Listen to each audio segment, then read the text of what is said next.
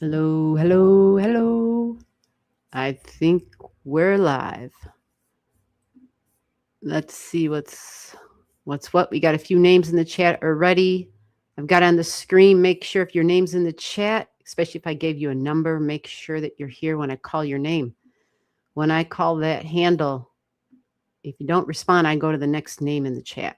Okay, these are speed readings, so we kind of got to pay attention and be aware and be alert.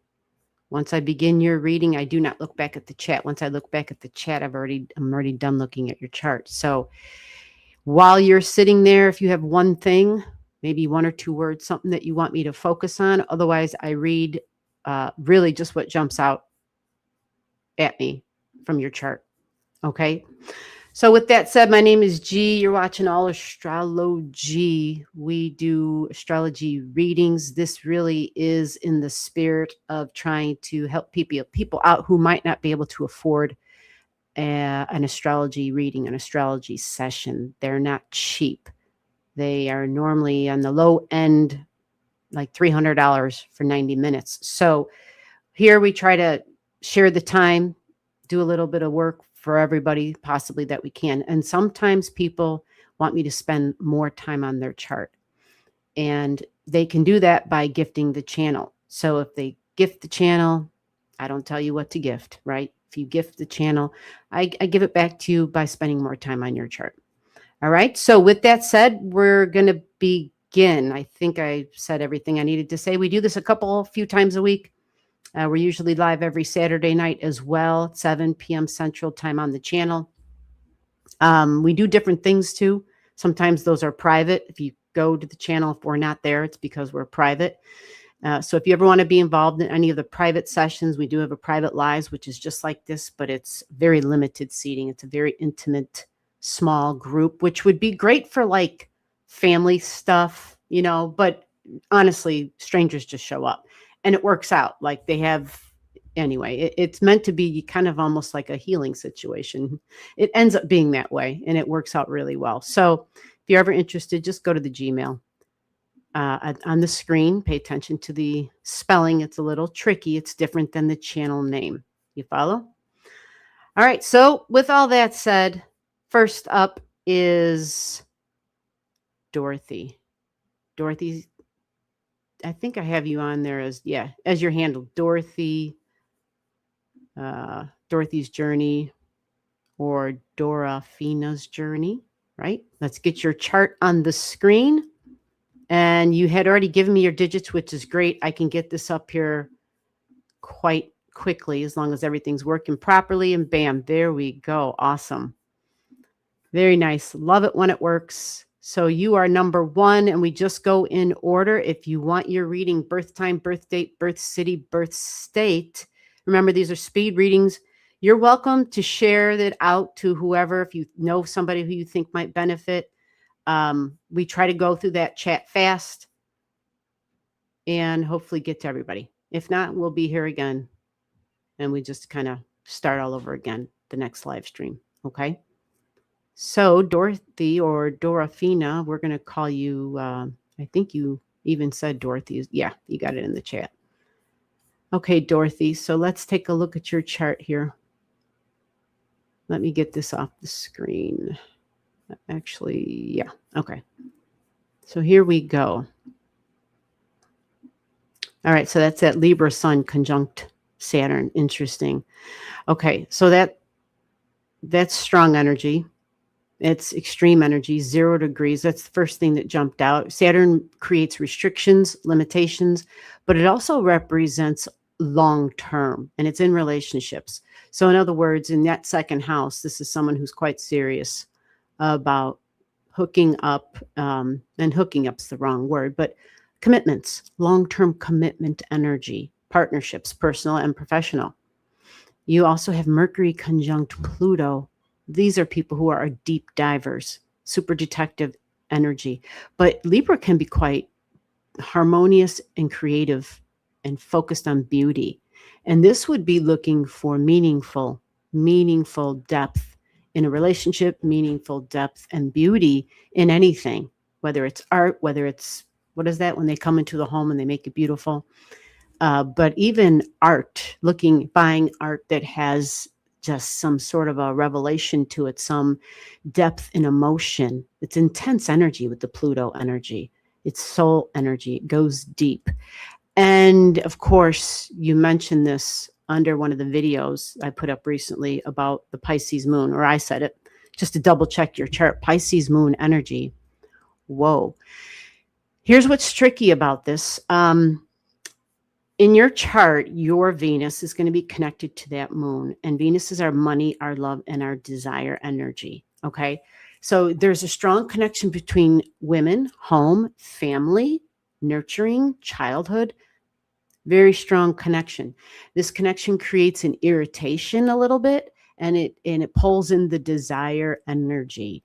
And because Venus is what we call your greater benefic in your chart, there might be some ego or even pride tendencies, or even drama and dramatic tendencies that you're not aware of. And it would be involved with children and childhood, because you have it in multiple ways, which is why I'm repeating it, because I'm seeing it show up again.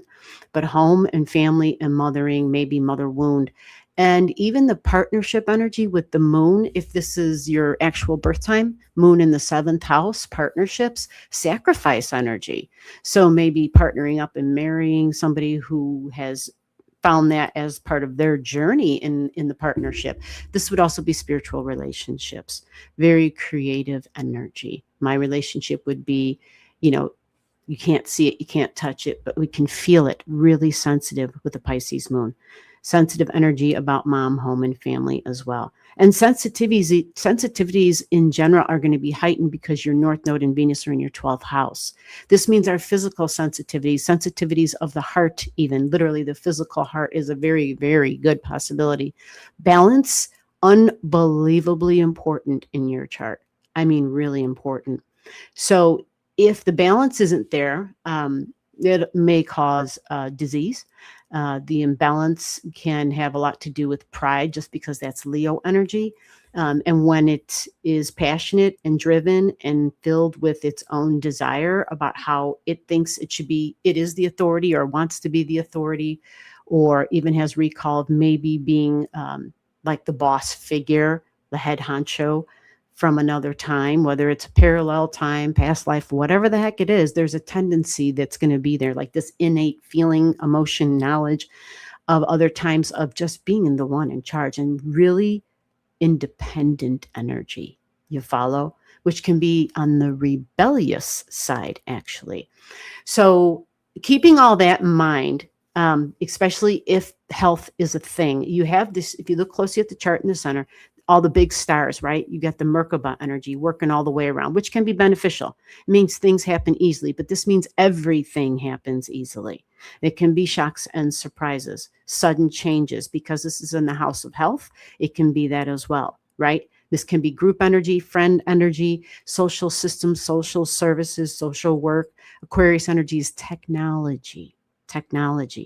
So the really wild thing is your innate knowledge, the history in partnerships, soul energy, equality, balance, fairness. It's all in this beautiful trine with your Mercury, which is going to be about talking and communication, significant partnerships, people that are important to you, but people where you have deep soul connections with. So, my friend, this is going to mean that everybody that you come into contact with, that you right away feel like, oh, these are my people. I treasure this person. Or the opposite side of it, which is you have a very strong reaction possibly to somebody, because it can go both ways. It's not everybody that we love, but someone where we have a very intense response to. There's a connection to the past or some other reality, whatever I don't even know how to talk about time and life anymore, but that's just it. There's some sort of a memory, some sort of a soul memory that's there. So far for your chart, the main thing you want to keep in mind is the Venus energy, which can go extreme with desires, and for things being all about perfection. If we don't get that, it's likely going to affect the mental well-being and the health for sure, because you have that signature of perfection in your chart in a lot of ways. So meditation, prayer, music, sound, sleep, respite, all those things are probably going to help. They're going to help to provide understanding, maybe even forgiveness, and then, hopefully healing. All right, so I've got you in the system, and we're going to save that chart in there, and we're going to go on to the next chart.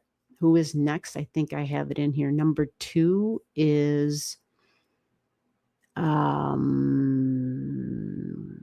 did number 2 go? Anthony, right? Anthony's number 2. Anthony Simpson. Dorothy. Then we got Anthony. Okay, I see what you got. All right. So, yeah, let's get that up here real quick. And let's go to that one. I think I wrote it as, it's fine as long as everybody shows up as an individual, because it's one chart per Q name. Otherwise, it just gets a little out of hand, and it's not fair to anybody else. So let's go to the next name on the list. Number 2 is Anthony.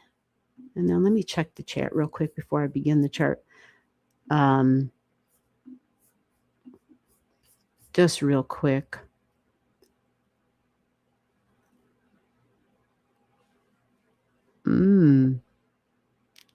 Oh, you know what? What's interesting about that? The CNA thing? I think you were a Virgo rising, right? At 4 degrees. Yeah. That's like that nurse energy for sure. But health and healthcare, big deal. But feminine energy. Okay, so we're still taking readings. I was just looking to see just to make sure. All right, so here we go. Let's get the next chart up. We just began. Get your digits in if you want a reading. We're doing astrology speed readings. If you want a longer reading, you want me to spend more time, you could always send a channel gift. Other than that, we're trying to catch everybody here and give everybody a shot. Okay, so now I'm on to, there we go. Anthony's number 2, whatever shows. Thank you for doing that. That helps. And here we go. So I'm not sure if you've seen your chart before. This is showing Cancer Sun at 9, Cancer Ascendant at 12. And your moon is Aquarius moon. Interesting. And your South Node is right there. Oh, wow. Fascinating, especially since the other chart, the South Node was at 19. So in other words, with that other chart at 19 and this one with the node here and the moon here, holy crap, past energy, unbelievable. Crazy soul energy, deep, intense bonds. And the 8th house also reinforces this, but it talks about even vulnerabilities, wounds, trauma, healing energy, but the connections to the past of friends, of authority figures, and you both having that. Wow, how fascinating is that?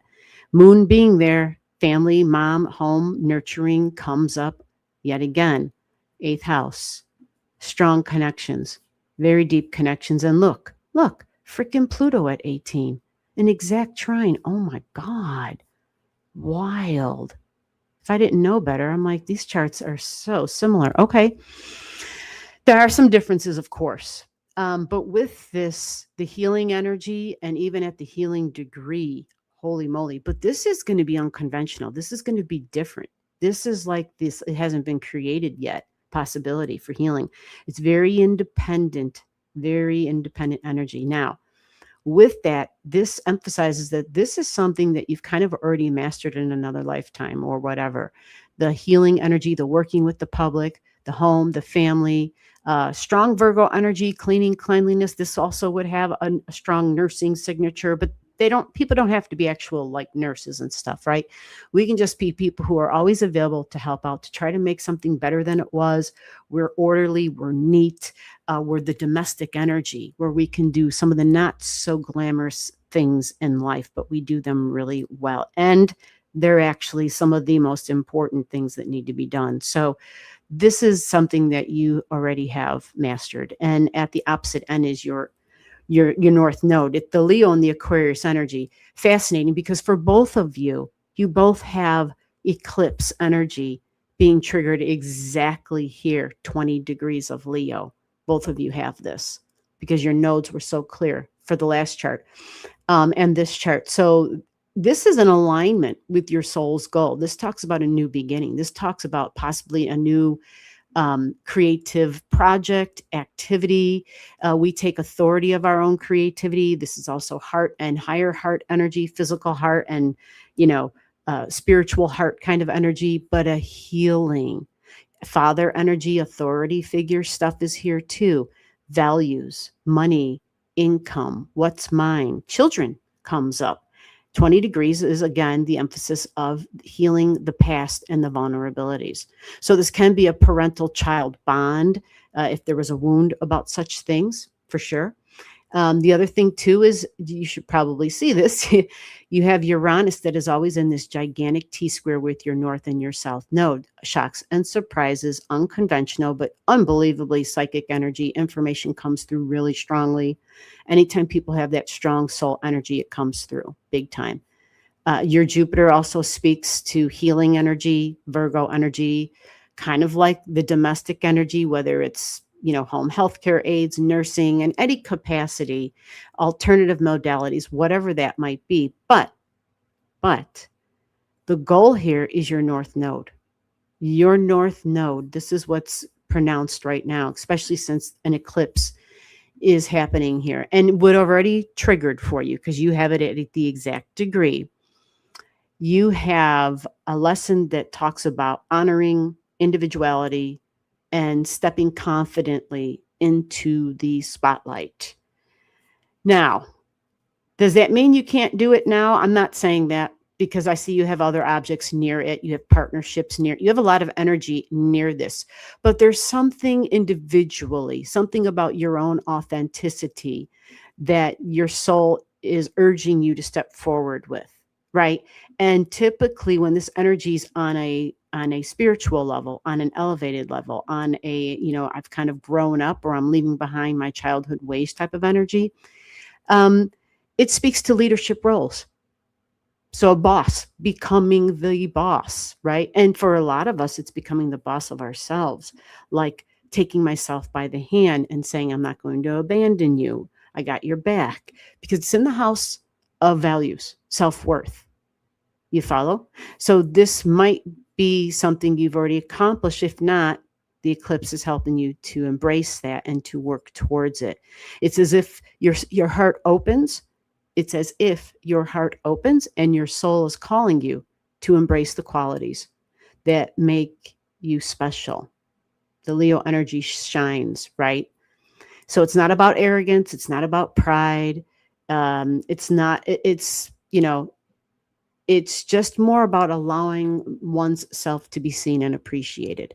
Okay. It inspires others to do the same and being able to have self-acceptance. That's the big message, self-acceptance. Okay. So Anthony, I hope that made sense. I hope that helps. And yeah, big eclipse energy, which remember, you're kind of sort of already in it. Okay. Okay, so I had a number 3. Who did I say was number 3? Did number 3 have all their digits? And did you have your AM and your PM? You did. I see it. Okay, so I'm going to call off Alexis. Are you here? Make sure you comment down below. Let me know you're here. And you're here. Very good. All right, everybody's on the ball today. Loving this. Prepared and on ball. Okay, give me a minute to get this one drawn up. The other folks got here early, so that made it really lovely.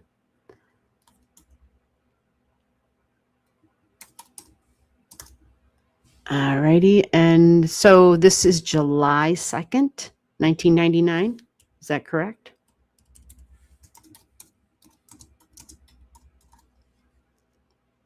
(10:45 a.m.)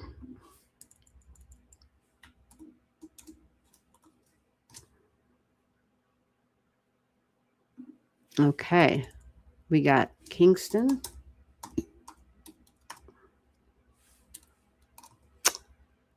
Kingston, New York. What do you know? Like New York is in the house. Have you seen your chart before?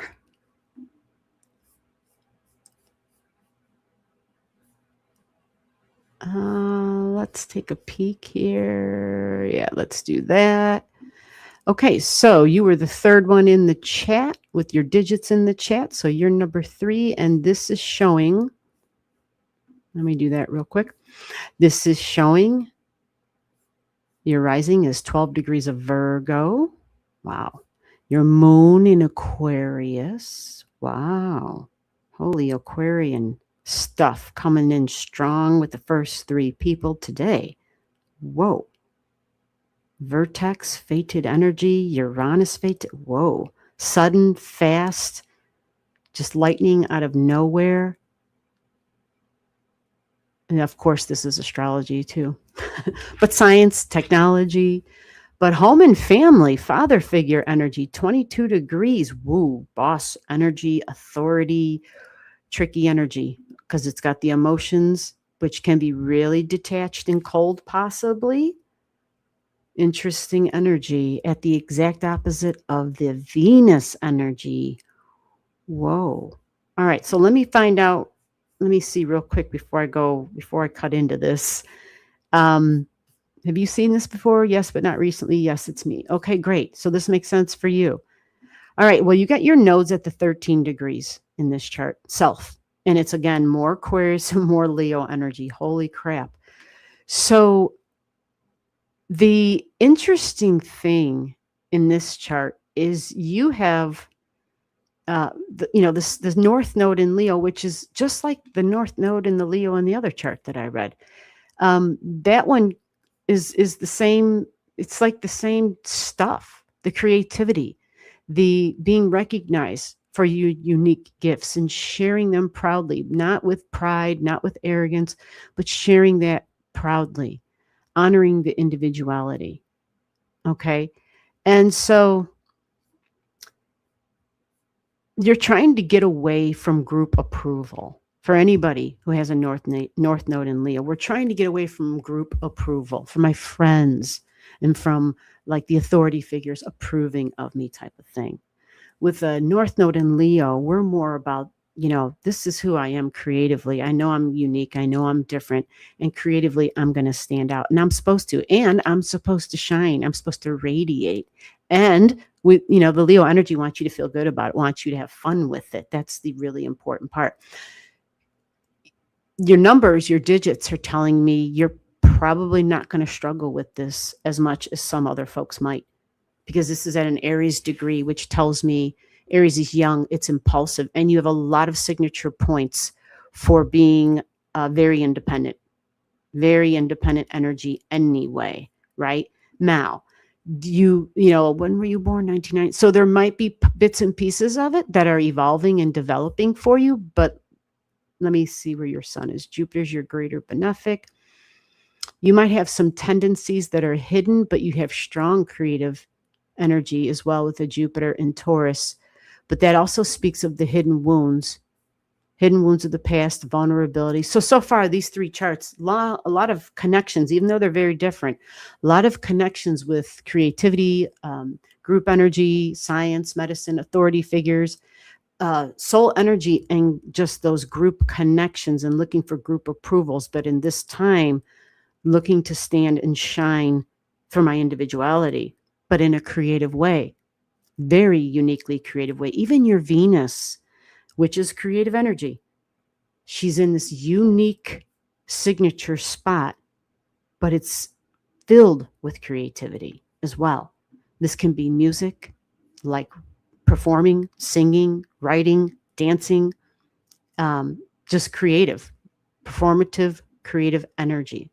That could even be a mixture with water in there because it's in the 12th house energy. So the man, it's just crazy how concentrated this is with the other charts. It's amazing to me. The healthcare industry, institutional energy, and being the boss, independent, and being like, whether it's management energy, literally CEO energy, like there's strong energy here, and it is connected to the public. Okay, the public and healthcare in some way, because it's the 6th and the 12th house. And that's what those houses are. And so the fascinating thing too in this is you have fated energy that comes forward really strongly. And I want to share something with the fated energy because you have it in the 12th house, which means other lifetimes, past lives, and soul history. Some call it karma. Okay. And that means you're going to meet people, right? Sporadically, just, out of the blue, people, events will occur. And this can have to do with feminine energy. This can have to do with people that resonate deeply with you, like tribal energy, even. Home, history, ancestry, people like that. Maybe they are from the same country, from whatever, right? But the thing is, anytime fated energy is presented, right? A meeting, a chance meeting, a person, we usually have a decision we have to make of some sort, regardless of how small, some sort of a decision. The thing about the fated energy, and in this Leo, can be romantic partnerships too, by the way, in case I forgot to mention that. The thing about this energy is fated energy is like we energy, okay? And fate is literally used as the bridge to one's destiny. And destiny is just me energy. There's no we in the destiny. You follow? So I'm just feeling strongly that is something that was important to share. And hopefully that makes sense in some sort of way for you. But the other last piece that's jumping out strongly is there's a conflict between your needs and the needs of other people. And we almost feel like it's tug of war when we have this energy. It also means you're uncomfortable in maybe like social situations, right? Maybe more comfortable behind the scenes or within technology, or something like that. Finding a balance may prove to be difficult. It does mean that greater understanding about relationships and in the give and take, whether it's in communication styles, timing, whatever it is, right? That it takes more work in that area. But because your moon is involved with the energy that I'm reading for, it is like a tug of war between my values, my love, and home and family and mother and nurturing energy, and maybe mom and dad mixture, actually, because you have that strong combination with the Aquarius moon there at the 22 degrees. All right, I hope that made sense for you. And we're going to move on. And let me see who was up after. Jessie here from South Australia. What's going on, Jess? Remember, if you're here in the chat, I'm looking at names that have the birth digits in. So you got to make sure your birth digits are in. Jess from South Australia, do I already have your digits? Because if you're here in the chat, unless you come like a ton, I'm not going to have memorized whose digits I have, right? So if you're showing up in the chat, you want a reading, make sure your digits are with your chat. Make sure your digits are there. And if they're not, then you say, gee, you already have my digits. I'm already in your system. Otherwise, I just keep on moving. go to the next name. So Jess, let me see if I have you in this system here. I mean, I know there's a couple of folks I did with that name, but yeah, you could be a different Jess altogether. I don't know. You know what? I don't have a Jess in this system. Sometimes people show up in different names. All right, so we're going to move on, and then if you get your digits to me, great, but we'll pick you back up once you're wherever your name shows up with your digits. You follow? So, hi. Yes, we're doing readings. Yes, this is astrology. Oh, I know this one. I know I got your digits. Yes, tell me about my career. I believe I have your digits already. I don't often, yeah. Let me check. Let me double check with the R. The Rahu. That's how I remember. I'm like, my brain's all Rahu and Ketu. Which is that unpredictable energy. And you never know what's going to happen. Yeah, I got you. Multiple times. November 11th, correct? 1998. You in here. Let's get you up on the screen. Here you are. Tell me about my career. All right. So whether you're looking for a career, whether you're in a career or applying, I've had a lot of folks, especially coming out of India, who are like in the middle, who are in school, who are going to be graduating. Been hitting a ton of folks who will be hitting the scene for career. You have domestic energy right at your midheaven in this chart. Domestic energy. All right. But you have a nice trine, sweet trine from Aquarius, from Uranus, from technology, boss, authority figure in Capricorn. Holy crap. These are the ultimate authority figures, and fated energy as well. Cirrus energy, this is a combination of being able to supply a need, and it's in Taurus. So yeah, something to do with food is maybe, you're right, whether it's farming, who the hell knows. When it comes to the supply chain and food, whether it's from fertilizer to seed to actual vegetation, harvest, whatever that is, right? You've got that big in here, but you have Uranus jumping out in the Cappy at 15. And this, at that degree, talks about, first of all, it would be big systems. It could be global systems, possibly. Even institutional kind of energy. I see even your son is like an institutional degree in professional and public professional partnerships, 11th house connection, right? This Uranus rules all this over here. So, yeah, something to do with that, because your Venus is right there, supply chain stuff. So that is just the first thing that jumps out. Again, this is another chart. You guys got, everybody, y'all got these gigantic Merkabas in here, right? You got these mystic rectangles all the way around the chart. Basically, what you focus on, what's important to you, what you aren't going to give up on, what you're going to complete and follow through on, you're going to succeed at. Okay. The caution would be with your desire energy in the workplace, because you have Sirius and Taurus in the 6th house here. Now, again, because it's a nice trine to Uranus, these folks, they might get in positions of authority, and there may be, when we get in positions of authority, we tend to possibly abuse our authority. I would be extra cautious for your own sake, because you have fated energy connecting with Isis energy and Aldebaran, which, yeah, the voice, the talking, having something to say, and yeah, the 6th house and desires in the workplace, that can be a little tricky. Okay. The other thing is Jupiter was just, so this is, I'm using a different chart on this one, but that's okay. You're going to have a spark going through, possibly for travel coming up. Okay. Once the Jupiter hits that Leo energy for you, yep, that healing energy, that transformational change energy from a child to adult on some degree, right? Because then the 9th house is going to light up for you.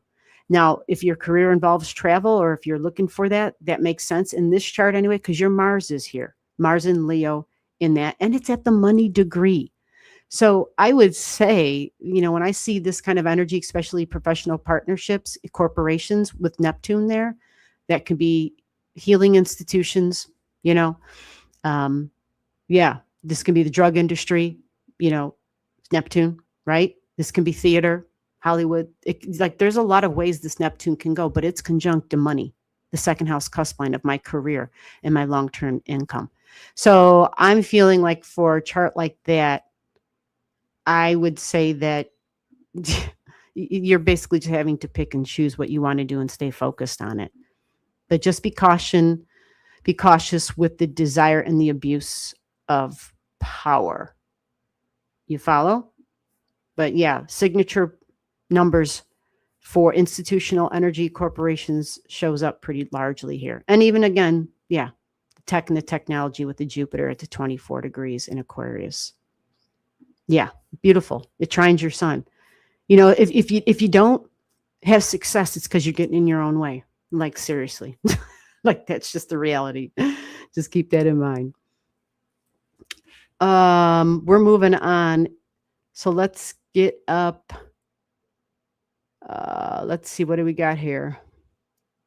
She's a great artist. Oh, yeah, I see that. Okay.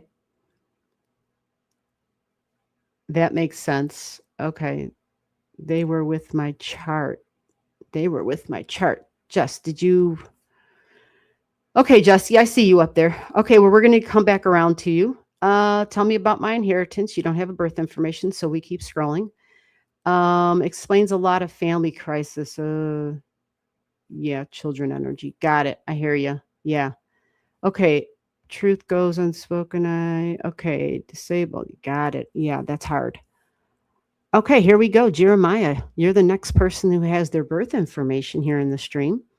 So we're going to start all over again. You're number 1. How about that? Make this simple, although this might be confusing, but I'm going to put you just Jeremiah, Jeremiah 7186. You were born, this says August 21st, 1990, Salt Lake City, Utah. I'm going to put you at number 1. So everybody after you, Evelyn Blue, you would be number 2. Jess Hood, I see your digits, Jess. You'd be number 3. I take care of wife and children, unsure of life purpose other than that. Oh, I think that's a big deal. Yeah, I think that's a very big deal. No wonder. I mean, seriously, like the caregiving aspects in that chart were strong energy. Strong energy. You need to pencil out fun time for yourself, whether that's creative time, but find little moments where you can laugh and feel like a kid again, even if it's, 30 minutes a day. That's absolutely when the Leo energy and the eclipse energy for you, because I remember that chart. All right, I'm sorry. Moving on. Jeremiah, are you here? We're looking for Jeremiah. Give me an answer. If you don't give me an answer, I move on. Oh, Jeremiah said I'm here. Great. We're going to create this chart for Jeremiah and get you going here.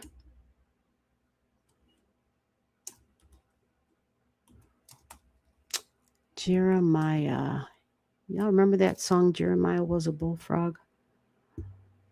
Was that maybe those weren't the lyrics. Were those the lyrics? You know how when you're younger and you think you know what the lyrics are? Leigheigh. Great. Okay, so we have August 21st, 1990, correct?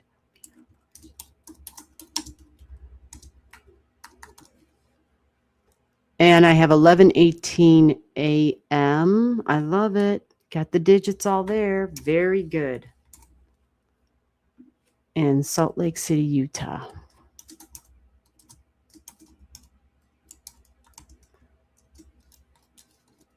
Okay. We get Utah in there. We will be all good. So have you seen your chart before, Jeremiah? I just got to double check to make sure this is an accurate chart. I know the software is in the middle of making sure that their stuff is accurate. Every blue moon, they'll throw up different coordinates. And I'm like, oh, Lord, seriously? All right, so this is showing for Jeremiah. If you've seen your chart before, if you give me your moon sign in its degree, that's usually pretty accurate. And the rising, I have a moon at 13 degrees in Virgo, and I have a rising at 21 degrees in Libra. Libra, yeah, more Libra energy at 21 degrees. And wow, large amount of energy in Scorpio. You've got Juno and Pluto conjunct. Holy crap. Okay. Interesting. Chiron up there near the midheaven with Pallas Athena on the midheaven. Jupiter at 0. Whoa, you just had your Jupiter return. Career. Did you get your recognition, your rewards? Did that happen? If this is you, you got Jupiter, you've got the South Node, you've got Venus conjunct the South Node. Okay, considering your options for your future, you're thinking about the long term, children, the boss energy, whole lot of that. Wow. Okay, so this looks like you. Thank you for answering. I appreciate it. Right, so here's first things first, right? A lot of Leo energy, a lot of Scorpio energy. That energy, it angles each other, especially with the Mars over here at 24 with the vertex. So it's a large T-square in the chart. You do have tons of other blue lines, tons of other things to help ease this energy. You've got mystic rectangles and trines all over the place. So that's lovely. You do have what's jumping out is your kite. Your kite is powerful because it involves these house cusp lines. It is a battle. Well, maybe battle's the wrong word. Tug of war, whatever the hell, between career and home. Authority figures, mom and dad. This is one of those like flipped charts, but the Pallas Athena gives you the ability to strategize up there. So this is a huge benefit, and really like a finger on the pulse of the public type of energy. So your Gemini energies, you got some in the 8th, some in the 9th. These can be teachers, preachers. These can be investigators. These are people who can be even vloggers and bloggers, but writing about and communicating about deep emotions, wounds, scars, vulnerabilities, past life traumas, or even traumas from now, because you got Mars, and the Mars is your malefic planet. It is in Taurus in the 8th. So desire, extreme stuff. This is something possibly behind closed doors, some subconscious type of energy, something from the past, something to the body, involving the body, right? 24 degrees Mars. It can also add up to something that has to do possibly even with a surgery or surgeons. It could be something like a scar that has something like an actual literal physical scar, right? As opposed to a deep emotional scar, which the 8th house absolutely is deep emotional wounds. And you have Mars here. Mars can be, it will be a deep connection to the emotional wounds, to the energy of the past. And if we don't release it, if we don't let it go, like it can manifest in that Mars energy, right? In the body, even in the head, whether it's through headaches. It's a little tricky when it comes to stuff that's subconscious. So the Mercury energy, nice trine right there. So the communication, being able to communicate reinforces you have just a ton of desire, but a desire to communicate and to relate it to health, actually. There's a strong connection here. You've got vertex energy, opportunities, people that you meet. Remember, the vertex is that energy that comes up as we energy people, that and opportunities, decisions that have to be made. But it is the springboard. It is the bridge. It is the path to the destiny energy. Like, this is what I was born to do energy. That is not fated energy. You follow? But we can utilize the fated energy, the opportunities, as a tool, as a leap pad type of thing. And that would be in bonded relationships. People that you value, maybe even jobs, because it's in the 2nd house, jobs, money, income. This would be authority figures, boss figures, parental figures, or even your opportunity of being in that position. But shared values, shared bonds, deep connections with these individuals.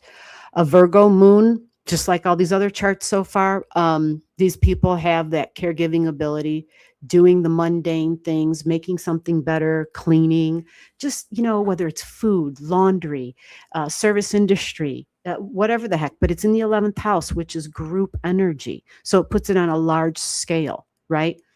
Large scale stuff. Knowing how to connect the dots to the larger picture. Nice combination in the 11th house for astrology, by the way, because a Virgo is just relentless with details. It just doesn't let it go. And I'm just trying to see, there was one other thing. Yeah, this was jumping out. Moon energy again comes up because Sirius is right next to it. It's your sun. This is how you radiate. This is how you feel energized. And there's a need maybe for recognition and to be seen, maybe a need for the spotlight even, especially among friends, but with friends, but standing out, possibly because and for my creativity. You follow? Sirius is connected to this, right? But it also may be connected to learning, anything connected to creativity and learning and teaching can be a possibility here for sure with the 27 degrees. And you've got art in the 5th house down here with Pisces. And that doesn't just mean art as in, painting, drawing, whatever. I mean, it can be sound, playing instruments, or it can be just picking up, it could be anything, crafting, whatever, however the hell you use your creative energy. You have Neptune in Capricorn in the 3rd. You've got the Uranus there. Ooh. So with that said, that's going to be more creative energy. Neptune in the 3rd. That's more music, more sound. It is in Capricorn, so it does kind of dampen it a little. And it also adds that instead of it being something that I can't hold, Capricorn energy would be, I'm creating this and it's something I can see, something I can hold onto and feel, right? It's something tangible and material. So, yeah, you're building something. And if you're not doing it at this moment, well, you're going to be building. How about that? Because you've got Saturn there as well. All right, we're moving on to the next chart. Let me make sure I save that, because if you come back, whenever that is, no rush, no urging. You just come on back and then I got your digits. It's easier. All right, Evelyn, you're number 2. 3317 is Evelyn, October 31st, 1987. I feel like I've seen your chart or the digits. I'm interested in the potential of a new relationship. We had a significant interaction on the Virgo eclipse in March 2025. He's a Virgo rising. Okay. So let me see. Do I have you here? Or maybe you left your name before and I didn't get to you. Let me see. EFGEF. Evelyn, look at that. I do have you here, Evelyn. All right. These are speed readings. Before I forget, let me remind everyone, these are speed readings. Trying to get to everybody. If you have a question or a concern and you want me to spend more time on your chart, you're welcome to send a gift to the channel. That way I spend more time with people who gift the channel. Otherwise, we're doing speed readings, okay? So we try to get to everybody. Let me get your chart on the screen, Evelyn. There you go. Shazam. Big kite. Another chart with a big kite energy, big kite. And the tip of your kite is in your 7th house of relationships.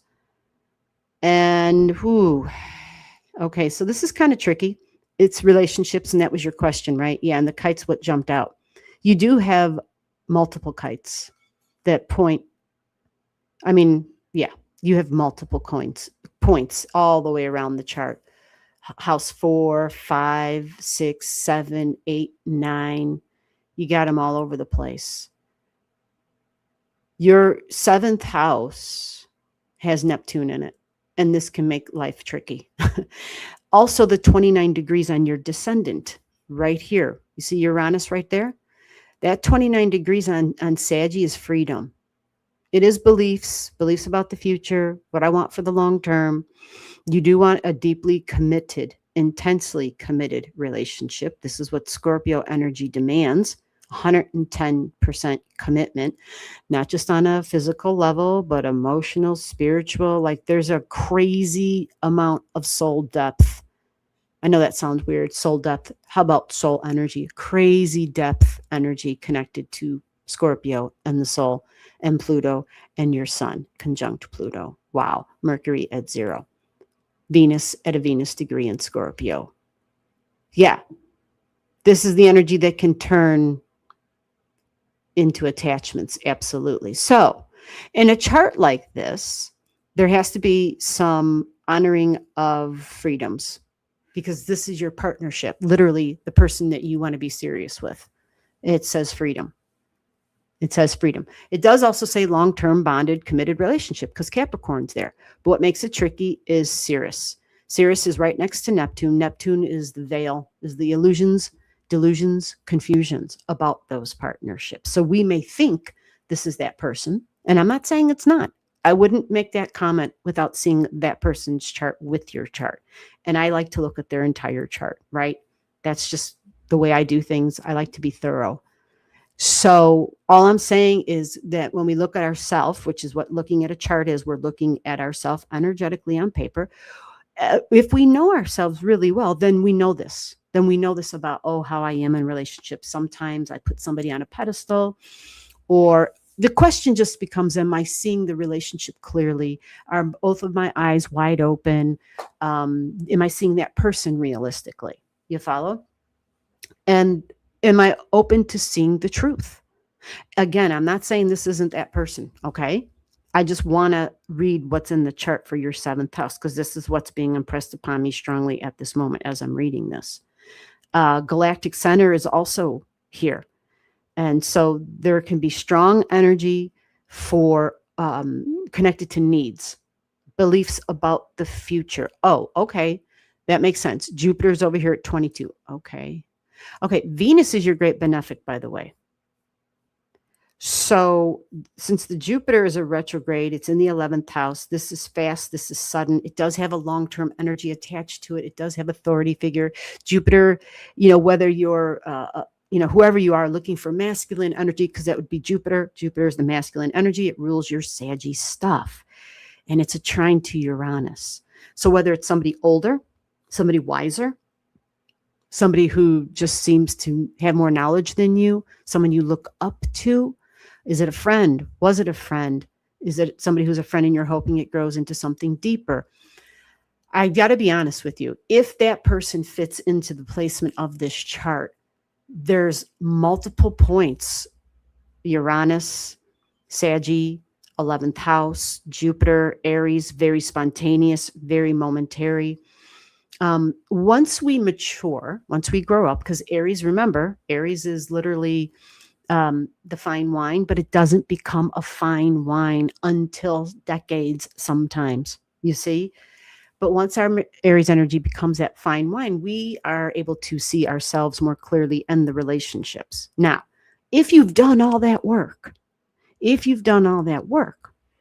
then what I will say on top of all that is Jupiter is going through Leo right now, okay? So there's Jupiter at 4 degrees. You don't have anything here in your third house. So we're going to put the sun there because that's the ruler. And it's down over there in your chart. This is the connection to your Scorpio energy, deeply bonded energy, romantic partnerships, but also possibly children or creations of some sort. But partnership energy comes up big time. Now, when Jupiter gets to the 23 degrees, it's a possibility you might hear something because that's your third house of news and information. Okay? Where there might be a little something. But I just want you to be aware there's a retrograde that's going to occur with Jupiter. And retrogrades mean we're rethinking things. We're rethinking the future. This is a connection with a romantic partner, possibly children, and something new because it's at 23 degrees. And that Jupiter is going to get close to that for you, just so that you have an idea. Jupiter's going to get close. You're talking mid-October, where Jupiter gets close to that third house cusp line. Something might happen sooner than then. But yeah, come back again if you want me to take a little bit further, deeper dive, look into that to see. But overall, I would say that, anything's possible. And if you're telling me, as I'm looking now back at the chat, that he had something at 4 degrees in Virgo, he's a Virgo rising at 4 degrees. Well, that trines your Neptune almost exactly. Remember what I said about Neptune, the dreamy partner. Not that they're not real, okay? But are we seeing them clearly? Are we seeing them truthfully? That's all I'm saying. And I'm not saying you're wrong at all, because I don't know this person. I don't have their chart in front of me. I don't know nothing. I just know that your Neptune is on his ascendant. You follow? So that automatically means, am I seeing this clearly? That's all. All right, we are moving on. I hope that gave you some clarity and just something to think about maybe, or to work through to get more clarity. Jess, are you here? Jess Hood, Adelaide, STH, Australia. Jess, are you here? I need water. Where's Jess? Oh, I grabbed the empty water jug.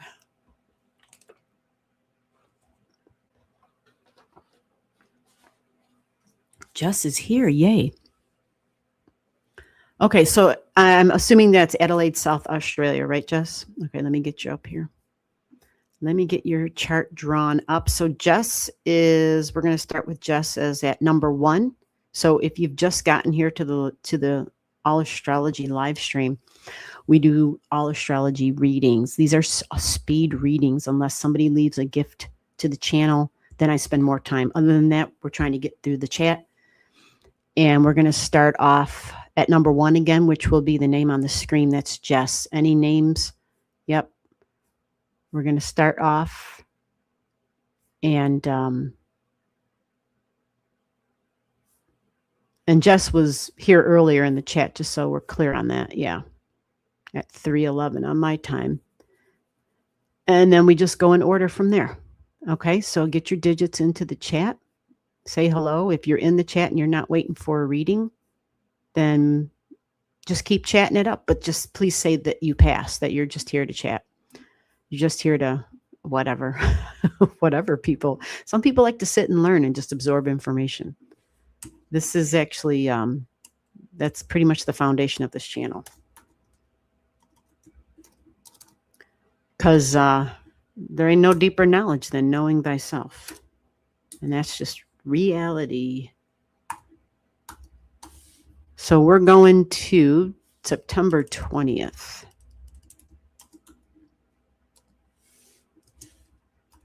And 1969, 4:24 p.m. Awesome. You got all the digits there. That helps so much. Adelaide.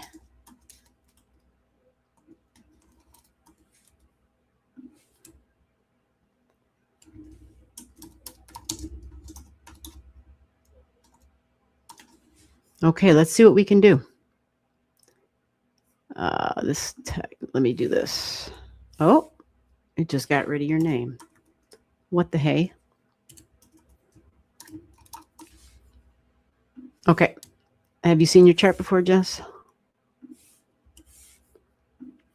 We're going to get this on the screen. Did I spell Australia correctly? Oh, no, I didn't.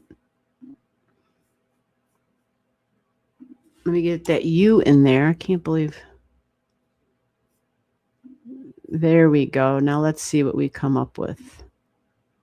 All right. So Jess, this is showing that you are a Pisces on the ascendant. Sensitive energy. If this is you, Pisces on the ascendant, the sponge of the zodiac. This 5 degrees, this can be, this could be someone that kind of has that movie star look or a nice, beautiful head of hair. 5 degrees. You know, the Leo energy. Oh, even a North Node in Pisces. Look at that. Virgo sun, all the Virgo energy in the 7th house. Wow. All right, you got a moon in Cappy at 12 degrees. 11th house energy. Woo, that screams boss, management material, focus on the long term. The 11 degrees, I would love to see Capricorn energy in the 11 degrees. This is the service industry, but servicing like global energy, right? Big time. Social systems. It's the house of the humanitarian. Wow, what a combination. Capricorn in the house of the humanitarian. Capricorn's corporations. What a mixture, right?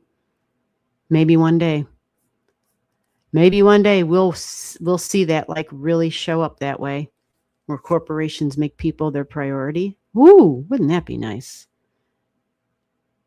So we have Taurus in the third house with Saturn there at 8 degrees and a retrograde. Interesting. 0 degrees on the third house cusp line. Wow.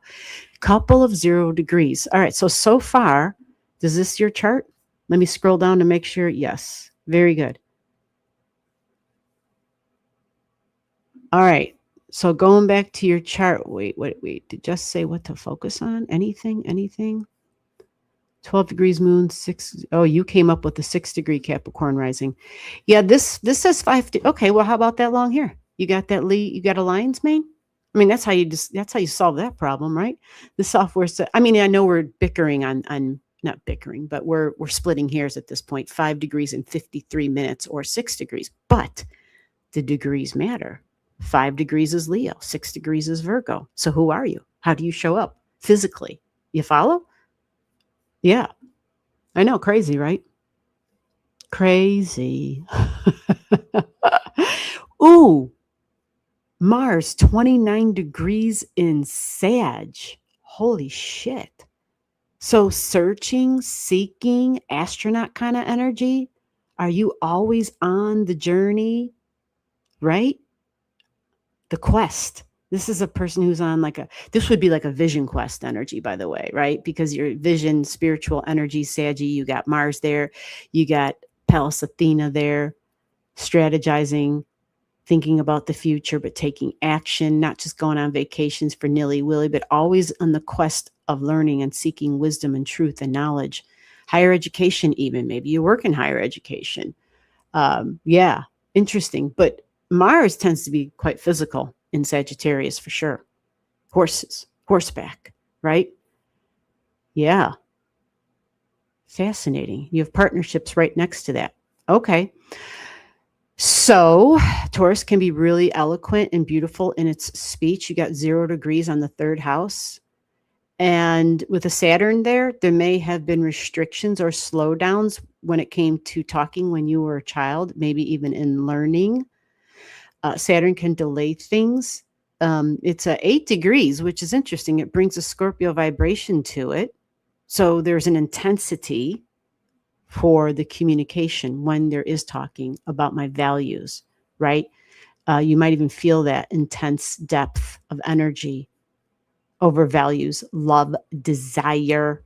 Hello, intense Scorpio. Sometimes that lust energy goes high gear for sure. Venus in Leo at 26 at a Venus degree. Oh my God.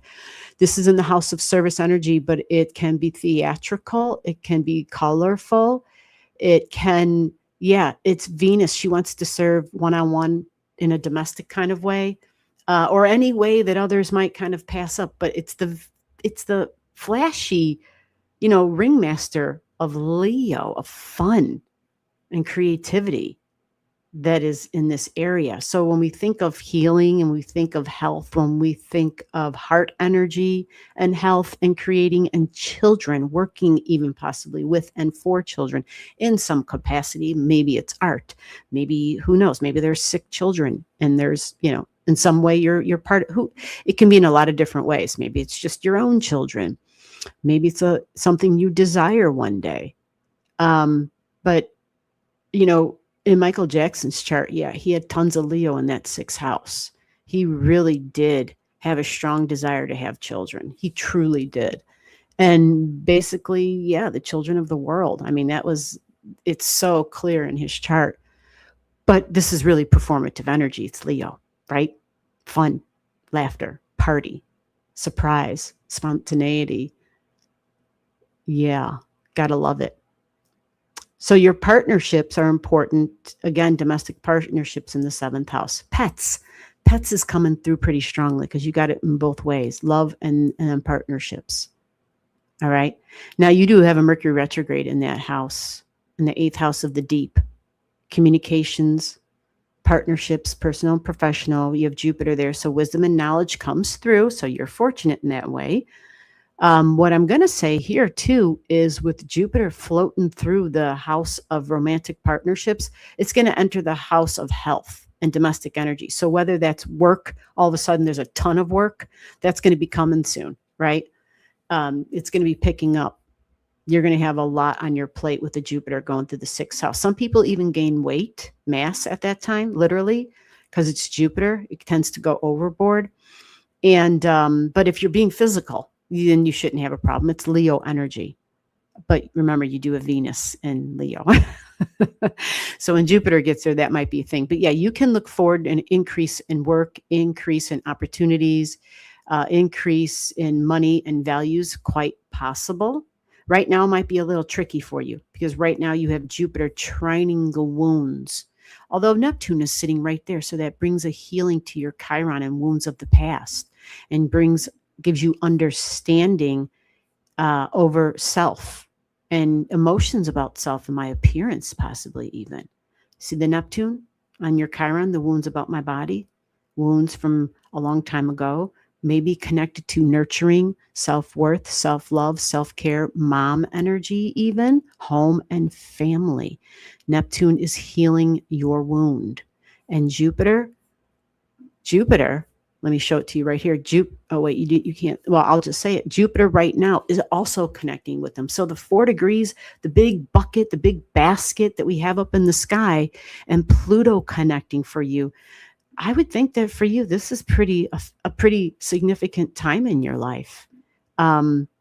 This energy brings about Aquarius stuff, which can be younger people or older people, because it's Aquarius energy at 4, and it exactly is a sextile to the healing energy and institutional energy of Neptune. Neptune can be confusing and fuzzy, right? Absolutely. Confusing and fuzzy. It distorts reality. But the Jupiter is loading up on that with you because you've got them both. But it's in the house of finances and money. So however this looks for you in whatever capacity, you do have Neptune at your midheaven too, at 26 in Scorpio. So wounds and Neptune is there. Really fascinating. Healing might be psychological stuff. Scorpio. Trauma, deep psychology. Yeah. All right. I got to move on. You have Uranus at 3 in partnerships. Well, that can be like neurological shit too. Okay.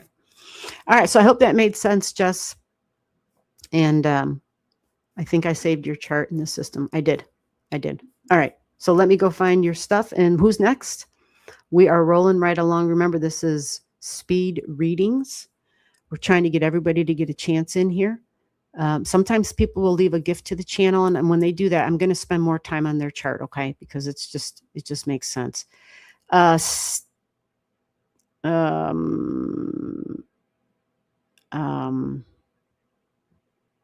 right. So I'm just checking up on some stuff.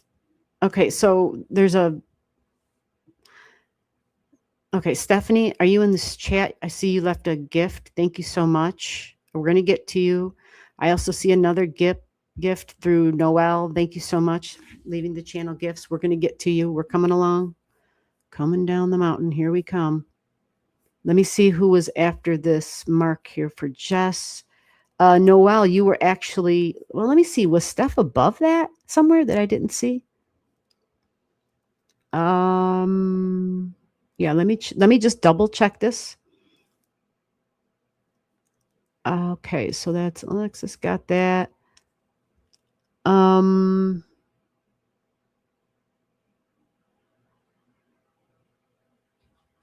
Okay. All right, so here we go. Noel, you left a channel gift.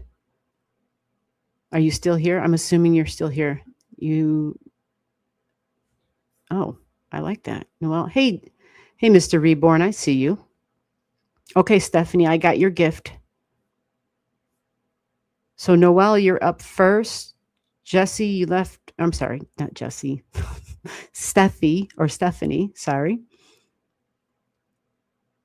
All right, Stephanie, we got your digits. Yeah, that's important. Need the digits to do the reading. Okay. All right, is Noel here? Noel said I'm here. Very good. Yeah, so if you're in the chat, if I haven't gotten to you yet, I want you to take a look at the chat. If you have your birth digits all over the place, do me a favor, get them all together on one chat line and send that in the chat. Get all your information on one line, okay? That way you do that work and I'm not wasting chat time fishing for information. Okay. And this is just to everybody, especially if we have people who haven't been here before. It's always a retraining session. That's just the way it's always going to be because, well, I'm just doing what I'm directed to do, which is just do spontaneous live streams. And so it's always going to freaking be this way, I guess. Spontaneity means you got to train people. I guess that's part of my freaking, yeah, I guess that's how you cultivate patience. I don't know. That's part of what I'm doing. I'm like, okay, sure. Your show, not mine. Let's do it. Like, let's do it. All right. So, Noel, we've got you as July 16th, 1975.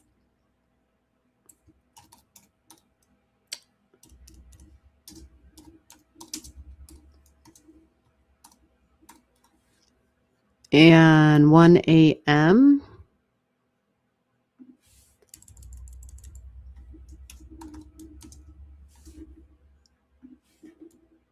New Iberia.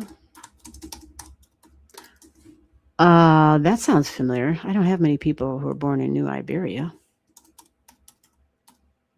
Maybe I looked at your chart last week. Maybe I already have you in the system. I don't know. Maybe I have another person who's born from New Iberia. I mean, seriously, the last week was the first time I ever heard of it. I was like, oh, that's in America. Oh. I don't get out much, okay? All right, so here we go. We got your chart. Have you seen yours before? We're talking Taurus on the ascendant at 0. We're talking a moon in Libra, conjunct Uranus at 28. Yikes. Is this your chart? Wow. Wow. Cancer Sun at conjunct Saturn at 22 and 23 in Cancer. Oh, Mercury retrograde. You got Mercury in Cancer. Okay. North Node is in Scorpio, 7th house of partnerships. Woo! Intense energy for partnerships, personal and professional. Intense, deep, and they have to be meaningful. Otherwise, you're like, I'm out. Dang. Okay, I see. Someone else said they sent a donation. I'll check the email. Yep, and I'll get to you. I see it. Thank you so much. Give me a second. I just want to check to make sure that this is this person's chart. And then once I flip back, I'm looking just at the chart. And we're going to get to everybody else, okay? All right. So, anything significant? Yeah. So far, that's pretty goddamn significant. I mean, the intense 0 degrees is really a big deal. And the moon at the conjunction with Uranus, which is relationship energy, but shocking, surprising, new, exciting feminine energy. Sudden, right? There can be this extreme need for independence, which can be tricky with Libra energy. Like, oh, we're committed, we're long-term, or is this, especially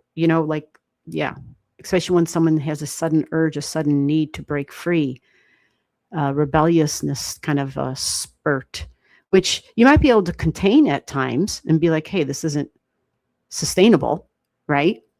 But when objects line up in a certain way, that might be a hell of a battle. So, yeah, this is tricky. It's a tug of war between me and we. You follow? Although you do have Chiron and Aries at 28, which shows a wound connected to needs, to nurturing, to family, to mom energy. Oh, this is going to make this tricky. Okay, so if you, what's your birth, 19? Oh, you're, okay. Yeah, this might be some energy that you have kind of learned to work with, that you recognize. You have a lot of Scorpio energy, a lot of relationship energy, a lot of desire. That's it. Your whole chart right there. I just said it. Yeah, relationships, desire, attachments, deeply bonded energy, and more partnerships, like all the way around your chart. And this can be professional partnerships too, by the way, right? But it's a big deal. And having communication in the second house of values and money and desires and being able to talk, that's going to be huge. Without that, you'd be in trouble. You have a nice trine, so technology and friends and group energy, a nice open communicative trine. So that's a huge benefit to have that. Your Saturn is where slowdowns are created. You know, career slowdowns. You want a career that's going to be deeply meaningful. Yes, corporations, long-term goals, building legacy, energy, ethical kind of stuff. No shortcuts, going by the book, by the rules. Very competitive energy actually up here at your midheaven, something you would work on for the long haul. So yeah, you're working on the financials. You want to establish material financial security. That's good. And it aligns beautifully with the house of work, right? Career aligns with the house of work. The thing about that midheaven and the career is it just my work? Is it just my job? Is it, is it a calling? Is it a vocation? Understand that as you go through life, there's going to be certain levels, right? And ultimately those callings, the vocations and all that, they become way more important. So the fact that you have just a sweet trine to that energy and the ability to finish what you start, even though this can be tricky in relationships. This would be contract work. This can be lawyers. This can be the law, but equality, fairness, justness, balance, harmony, even art and creativity with Uranus energy, unique, different, rebelliousness. But people that you're connected to on a soul level.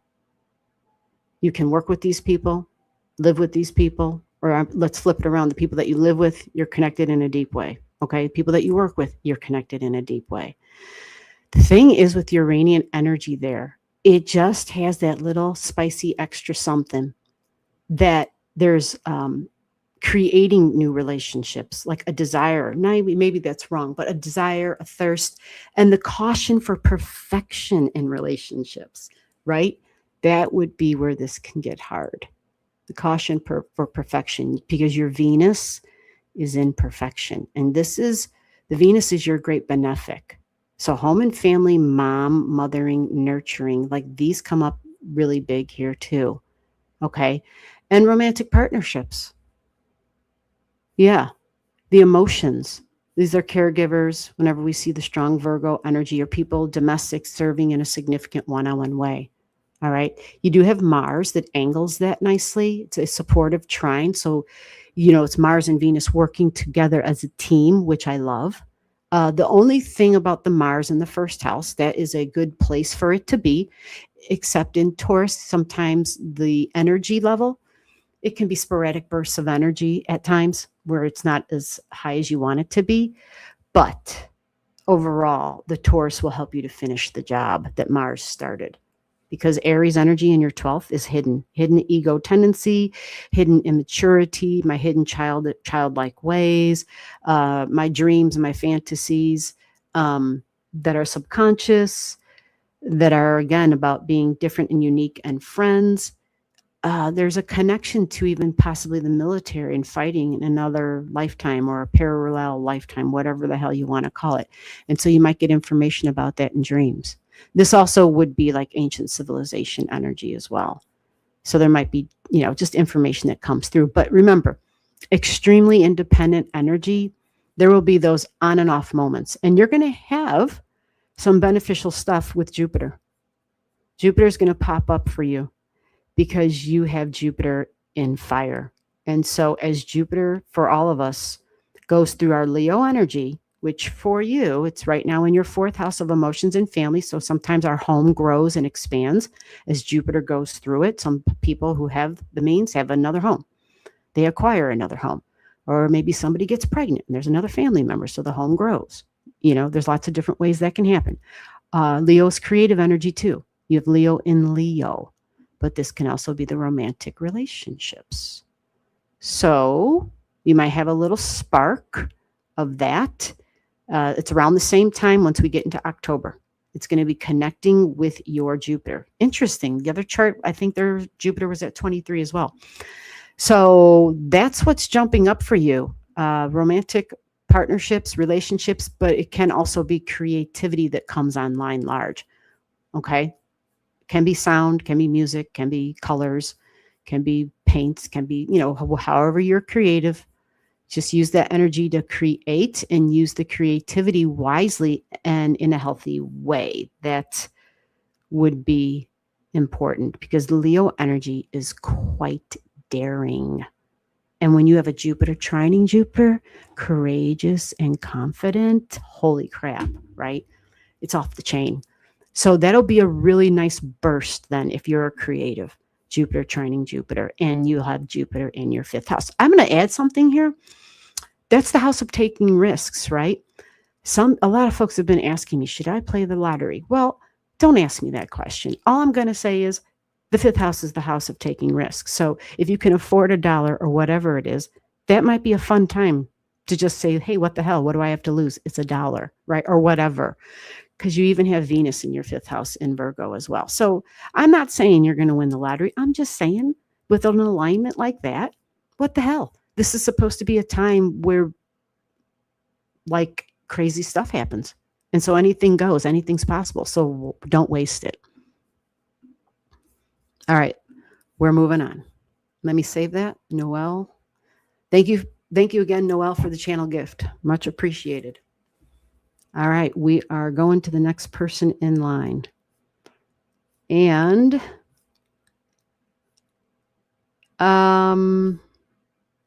let's go and see. Let me back this up.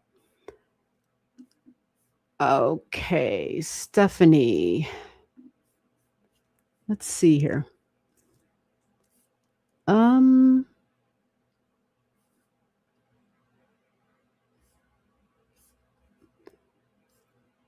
Okay, so after Stephanie is Ziggy. Ziggy, I see your digits. Yeah, Stephanie, I see you. I see your digits, and I also got your gift. Thank you very much.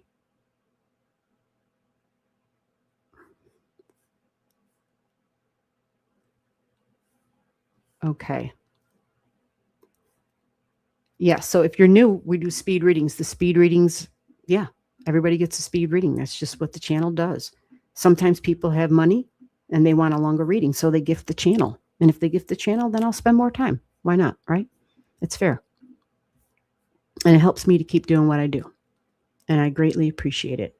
So anytime anybody can help the channel, that is a wonderful thing because you're helping me to help you. Okay? Let's get Stephanie's chart up here. Stephanie, do I already have you in my system? I think I have a lot of Stephanies. That's what I think. Man, I can't believe the temperature today. I got pants on and it's just wild how it's July. It's just crazy. I can't complain though. December 14th, 1990. And we're looking at 9:56 p.m. Good job. You got all the stuff. You got all the things. All the time things. That's what I need. Thank you. Plano, Texas. Texas. Every time I think of Texas or see it, I just think of boondocking with Dennis. He passed a few weeks ago. But he was out of Rockport, Texas. He was a boondocker. But he had been struggling for a long time. So rest in peace, amigo. Let's get your chart up here. Let me get my water.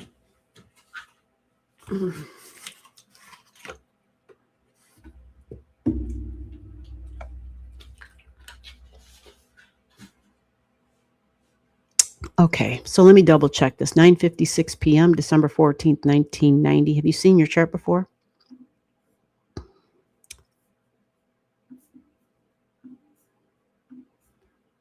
Let me do that like this. There we go. Leo on the ascendant, 22 degrees. You got a moon at 1 degrees in Sagittarius, a sun at 22. Have I seen this chart before? I know I just asked that like 3 times, but this looks familiar.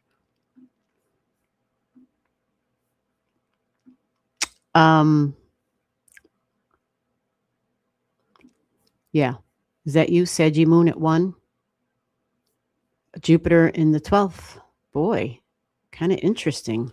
Man, y'all got these numbers. Number 23, you got Virgo at 3, Uranus at 8, you got Mercury at 10, a retrograde Mercury in Capricorn. Oh. Huh. A creative builder. Interesting energy there. And you got the mind with it. That's fascinating. Okay. So, you did a reading for me. Okay, that's what I thought. Thank you. What the hell? I don't know. Maybe my system, if it was here, it would have told me, but that's okay. We're here now. So here we go.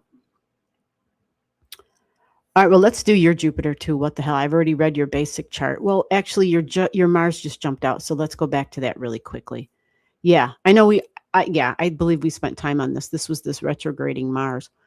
So, like I said before, intense energy with Mars, passion-driven, ambition-driven at the 10th house over whatever you value. Can be creative stuff, can be food, can be anything or anyone that you value. And the Taurus energy connected to the Virgo energy has a really strong earthy link, especially with a chart with all this freaking Capricorn, wholly grounded. You are one grounded being, right? Yeah, material, the tangible, like you don't mess around, boss energy all over the place here. My God, even by degree. Saturn right there. Saturn can create some difficulties with health. And I don't know if I touched on that last week, but Saturn can create the slowdowns and the restrictions. This can be, like I said, with health, but also at work, right? Or it can feel like just really heavy, a lot of duty, a lot of responsibility energy. Because when we're the boss, well, yeah, a lot of responsibility. A lot is on our shoulders. And your great benefic is your Venus here.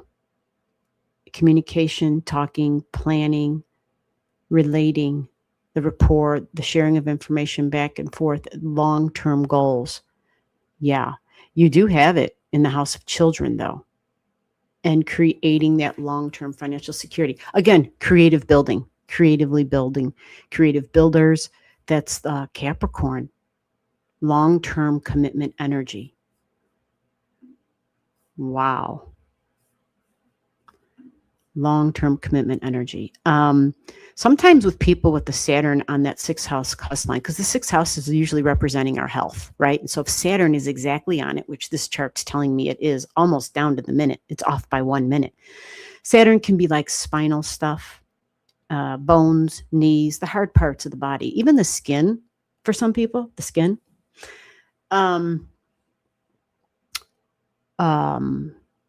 Bone spurs, teeth, stuff like that with Saturn. But even, yeah, maybe even some, because you got a little bit of Aquarius there too. So maybe even, Aquarius and Leo, they can sometimes bring up stuff with the heart. Sometimes, okay?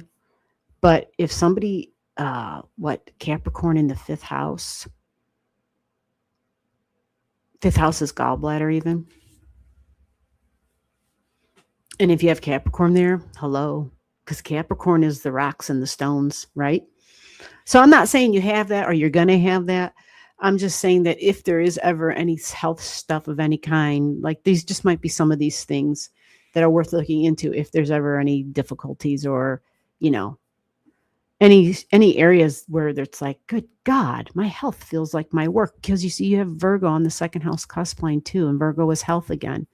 My values, what I'm, like this is important to me. Yeah. Earth and earth and earth. Okay. So let me find that Jupiter thing. I think that was the focus that I was going to go to that Jupiter thing. So you're going to have Jupiter conjunct Jupiter. And if I didn't touch on this before for you, you're going to start feeling this by August. Towards the end of August, you're going to get the connection, which will probably have to do with new dreams about your future. Now, it can also have to do, because the 12th house is people who are far away, like a romantic partner or something, because it's Leo energy. And across the sea is the 12th house, or somebody who's in the hidden and who's just, it's a long distance relationship type thing, or my children are far away from me. But Leo normally talks about the future. And in the 12th, the dreams about my future can be a thing, but can this institutional energy, government energy, could be a part of this. So this might be, hold on before I say the next word. Well, we're waiting on Venus. Venus supplies you. Well, I'm thinking of Jupiter conjunct Jupiter is going to do that for you too. So at this time, your Jupiter return at the beginning of a new cycle, right? So whether it's your dreams about the future, Jupiter usually provides protection in some way, okay? Jupiter also is about learning. And in the 12th house, we think spirituality, right? We think the mystical energy goes above and beyond religions, right?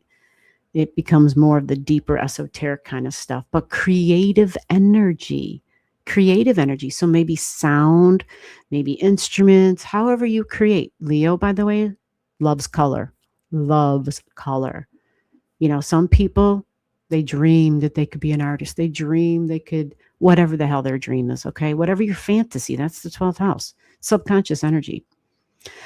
So learning, maybe going on a trip, on a quest is a possibility too. But it's philosophy of life, right? The focus on my beliefs. Understanding is the 12th house, having a new understanding. Sometimes we get a teacher, a spiritual teacher, religious teacher, a guru. Sometimes we become that person.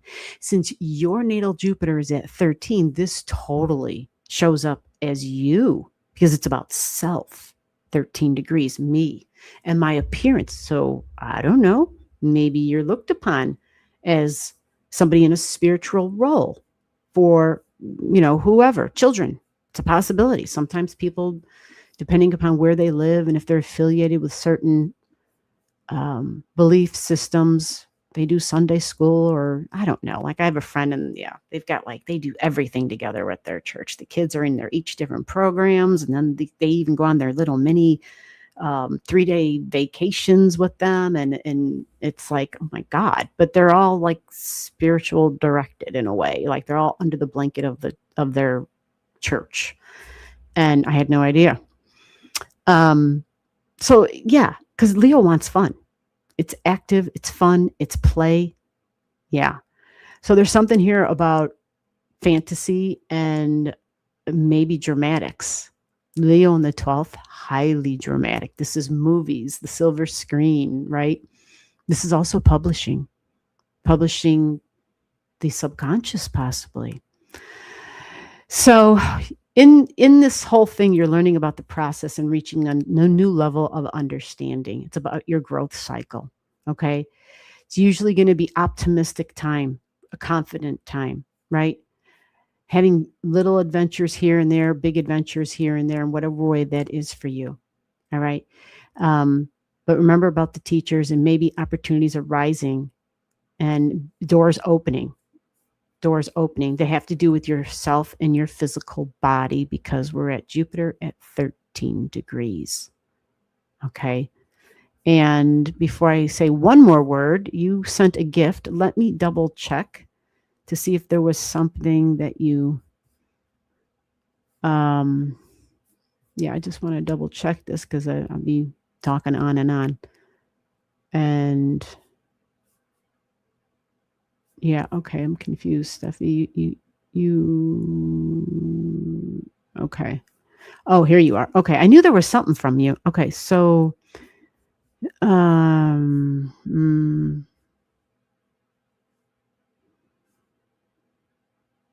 Okay, Moon, Mars. Okay, I'm sorry. I didn't even see this. Can you revisit Moon, Mars with Chiron? Okay, revisit that. Yeah, you got the Chiron right there. So your question was about,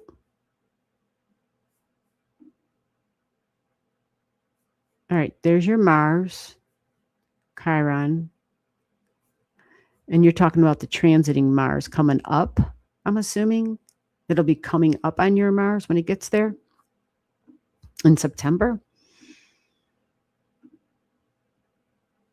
Because your Cancer energy, let me go look at the other Chiron real quick.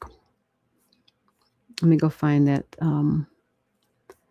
Mars 29 and then the Chiron up in the sky. Yeah, those aren't going to connect right away. And your moon. Okay, so there it is. So that's the moon and the Chiron. All right, the Chiron over there with a quincunx to your natal moon at 1 degrees. I'm assuming that's what you're talking about. So the moon, your 4th house, your beliefs about the future, home, family, but it is really self-orientated at the 1 degree. And then the Chiron wound being there. And then the connection to Mars, Jupiter retrograding. Okay. Yeah, I probably had a lot that was spewing out at that time.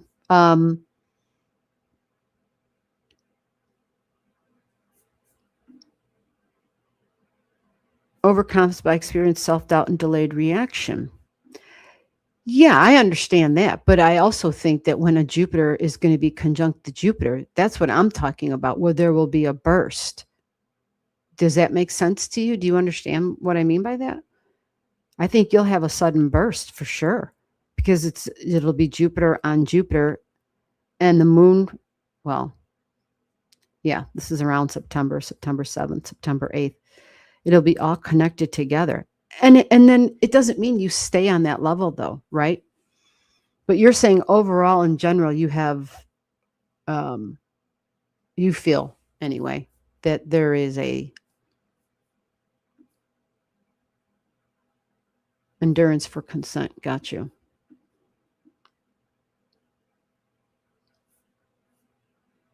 Well, here's the thing, okay? Whether this is the timeline, because I don't know what timeline I looked at before, it's Mercury, Sun, Virgo energy. Then communication will have to be clearer. So whether people mistake, so that there can be no mistake, so that what I'm verbalizing, what I am saying is what is. Okay? That's going to be the main thing. At this time, Venus is in Libra at 29 degrees. So it is a critical degree. And normally there has to be something that's done. We have to make a choice or a decision. It's a point. It's a pivotal point when we see 29 degrees. But there's going to be a lot of support. There's going to be a lot of communicative Mercury and the Sun in Virgo. So this is further down the line. Okay. Now, right now, again, that's like the first 7 days of September. For right now, there is a Mercury retrograde. It's about to end. It's up here in Cancer. And so it's not going to touch your Chiron for a little bit of time. All right. We got to wait till it gets there. So that's going to be August 5th. All right. Jupiter will be getting closer to your Jupiter, but the Sun will be right on your Jupiter on this day. So you could say August 3rd, 4th, and 5th, that this is an important time because Mercury is close to your Chiron and you've got the Jupiter.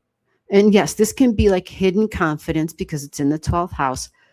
But I do know the Leo energy and I know a little bit about the 12th house too. And I do know that energy, especially when our own moon gets triggered and our own sun, you will likely have a sporadic burst. Okay. So maybe because the Mars at the 29, being a retrograde Mars, it is more internalized, which is going to be important to know about that retrograde Mars. When we're not able to express our values, our boundaries, what we will or won't do, we just internalize it all. And that isn't good, right? We have to be clear communicators. So you're going to have the ability to do that with Mars in Gemini. Mars is still in Gemini right now, but it's providing a nice trine energy to Libra energy for you. Okay. And even right now, it's training the descendant. It's training your Aquarius energy. There's a lot of Mars and air. And so that provides the ability to maybe say things we wouldn't normally say or we would hesitate at. Mars does not hesitate in Gemini. You follow? So take advantage of the time that you're in right now to be a more clear communicator. Okay. Pluto down at the home at 19 degrees. Yeah, this is going to be intense emotions, very intense emotions, deep, intense emotions. And again, I say this to everybody, sometimes with our Scorpio energy, sometimes we need to actually speak to a professional to process that stuff that we're afraid to unleash the beast.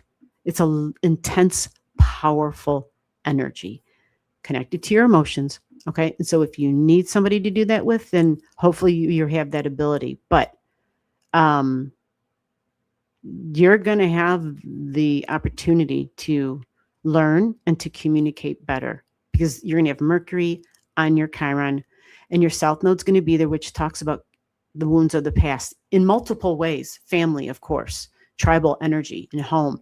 And whether it's childhood, whether it's ancestry, who the hell knows what timeline, right? It's just shit that's unprocessed and needs to get out. And even if it's not anything deep and intense, then maybe it's simply just learning a new form of communicating. Okay. So your timeline right now, your window of being, of going forward in a way that is helpful and more concise without being critical and not having so much hesitation is when you're going to feel a difference when Jupiter enters into Leo. Okay. You will feel a difference there. Now, the other thing is that Mercury will be going through your 12th house after August 5th. So that means sometimes we might do better by writing, literally communicating by writing. You follow? It's like behind the scenes communication. It doesn't mean we stop communicating though. Communication is going to be key. Okay. So I hope that makes sense for you. I hope that helps. And I hope that this gives you a little bit of a timeline of how to work with some of the energies that are going to be helping. And I mean helping, because while all that's going on, we're going to have the South Node in Leo. You follow? And the South Node is going to be in your first house in Leo. So it's not hidden yet. That's going to be for a little bit more time. Okay. You're going to have all the way. I said you. We're all going to have all the way until December. So you have from now till December to start really, if that's a struggle, this is an area to focus on. And Jupiter is the master of focus. You follow? That's one of Jupiter's keywords, focus. Okay. So this is your time. Once December 12th comes around, that's a very mystical time. And that's when the Leo energy goes into your 12th, the South Node, which means it's more subconscious. So work with what you got now. Okay.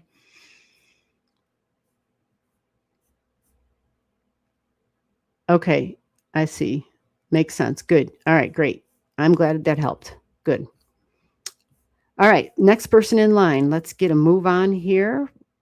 Stephanie, we got you taken care of. And we have, all right. So if you sent me a gift, someone else sent me a gift, but I'm not sure if the name matches the name in the chat. So you know who you are. Mm-hmm. And maybe you already commented, but I have to make sure that I know what name you are. So I can find out where you showed up in the chat.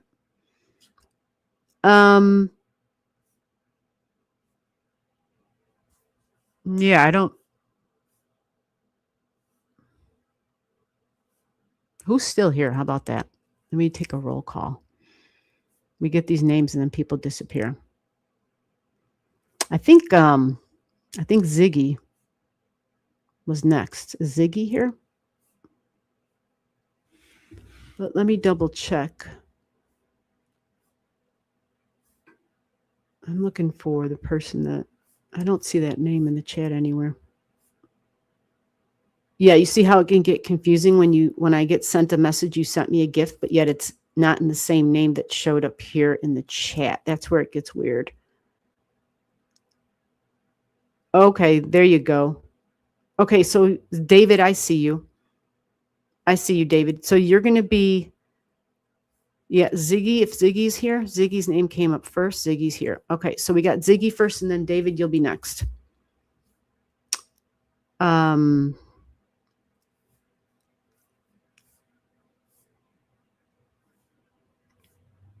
Ziggy, have you seen your chart before?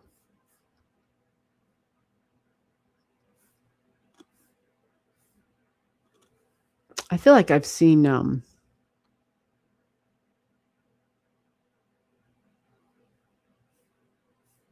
yeah.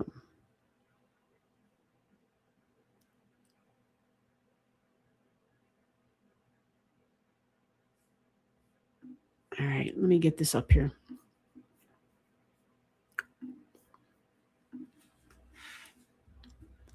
November 13th, 1972.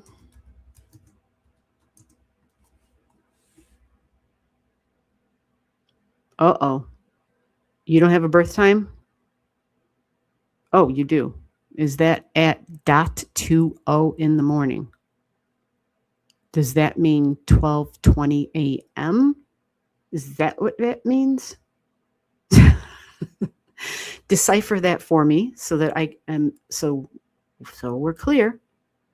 We got to be clear here.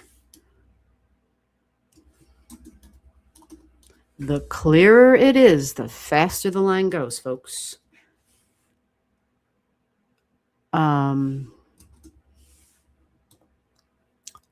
Let's do this November 13th.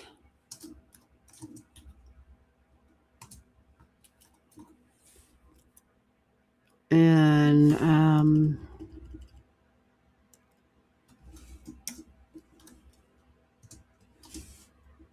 oh. All right, we got Denmark.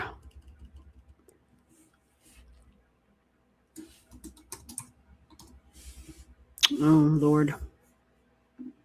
Can't spell.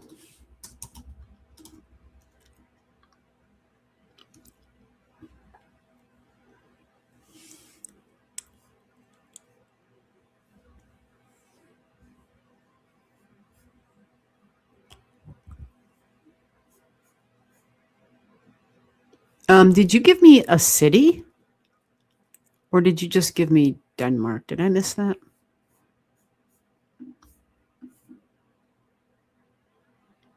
Will I be successful in my claim for compensation? If so, will I be paid a large sum of money? Yeah, I don't even have all your information.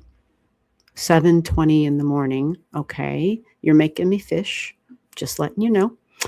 That makes it slower for everybody. Do I have a city? Oh, okay. So you're giving me this city now. Thank you. Okay. Let me get this up here. Let me get this adjusted. This is, yeah. All right. Well,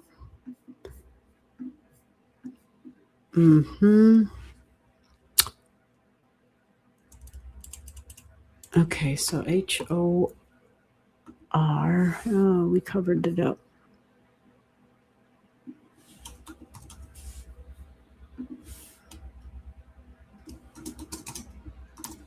Okay, let's just see what we can see here real quick for you, okay? Let's see what we can see. These are speed readings. These are speed readings. For individuals who have the means, they send a little gift to the channel, send a big gift to the channel. You just never know. Whatever it is, it's appreciated. Your gift depends on how much, or your time depends on the gift that you send. I don't tell you what to do or what to send. That's totally up to you. All right. You gift the channel gifts you back. If you don't have that ability, that's okay. We're here to do speed readings, but sometimes people have the means, so they send money. Okay.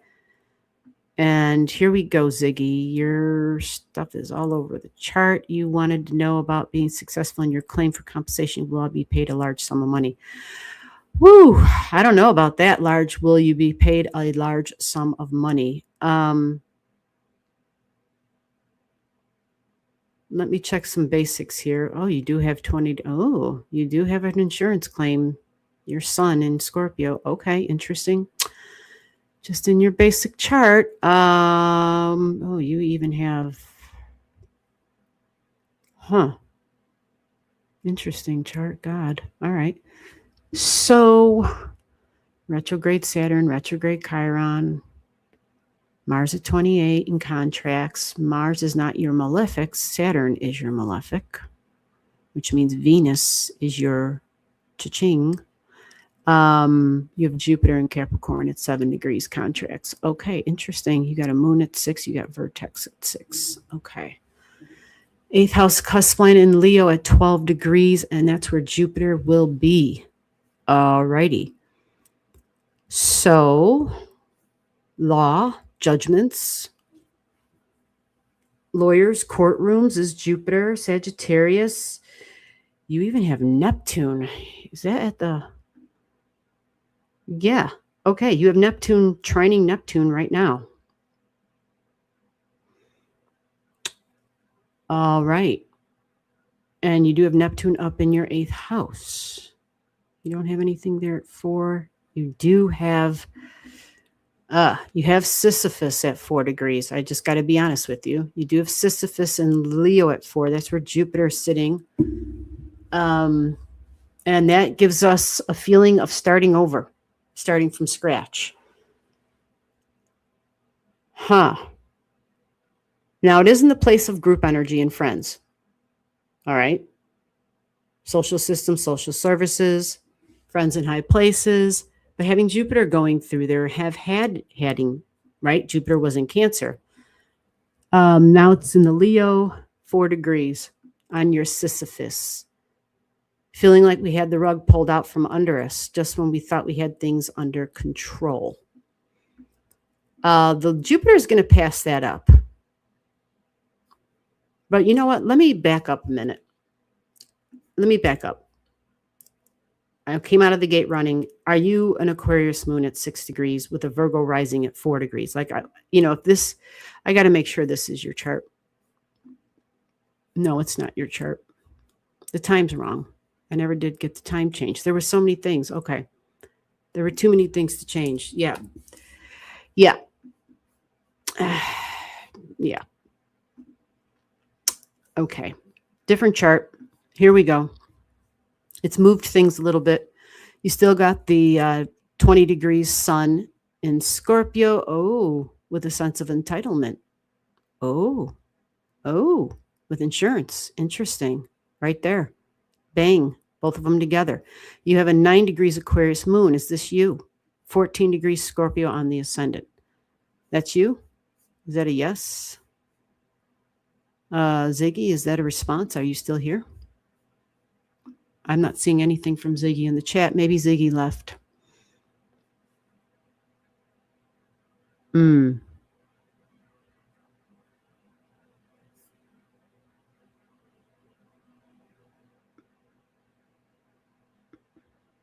Okay, so that makes sense. All right, let's check this out. All right, you said yes. Okay, so the Jupiter's still in the same spot, but now that's for your natal Jupiter. And Venus is still your great benefic, not Jupiter, which makes Saturn that malefic, and it is in your 8th house. Again, this is insurance money, right? Yeah, this retrograde Saturn in Gemini, writing, information, yeah, taxes, insurance. Okay, contracts possibly even, for sure. The law and lawyer energy, though, 9th house, you got Leo, you got Jupiter going through there. That's a good thing. Okay, so that changes things. The other one was in the 12th. This is going through the 9th. Okay.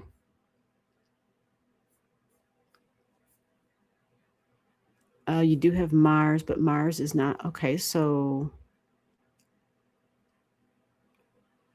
Okay, let's take a quick peek.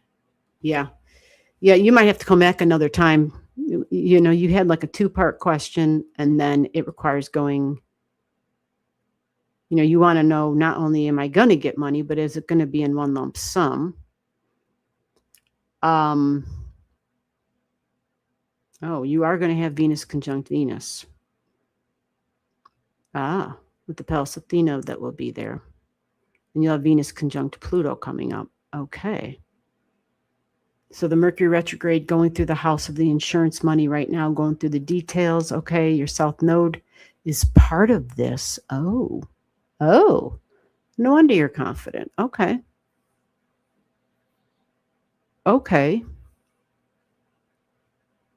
But is it going to be a big payout? Shit. You know, you do have Venus conjunct Uranus up here, 16 and 20 degrees. It's fascinating, right? Gosh.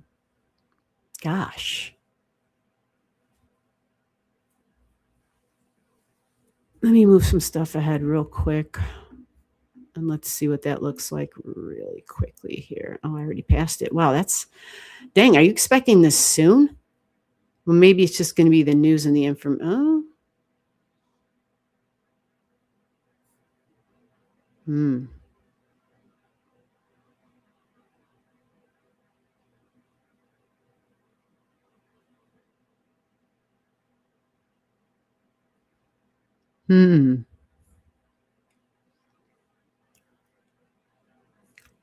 Well, in less than a month, you'll have a Venus return. And this is going to be in the 11th house of support and gains. Holy crap. So, gosh, Venus is supposed to be your great benefic. And I don't know how fast.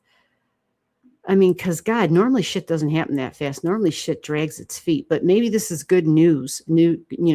But authority figures, it is contractual energy, can be lawyer energy. You know, it can all be a part of that. In my mind, the really good news is you'll have Venus trining Saturn. That's a good thing because that's long-term financial stability and communications about that and contracts and stuff like that. And it's connecting to that 8th house energy. So, you know, this is just me taking a jump and looking a month out.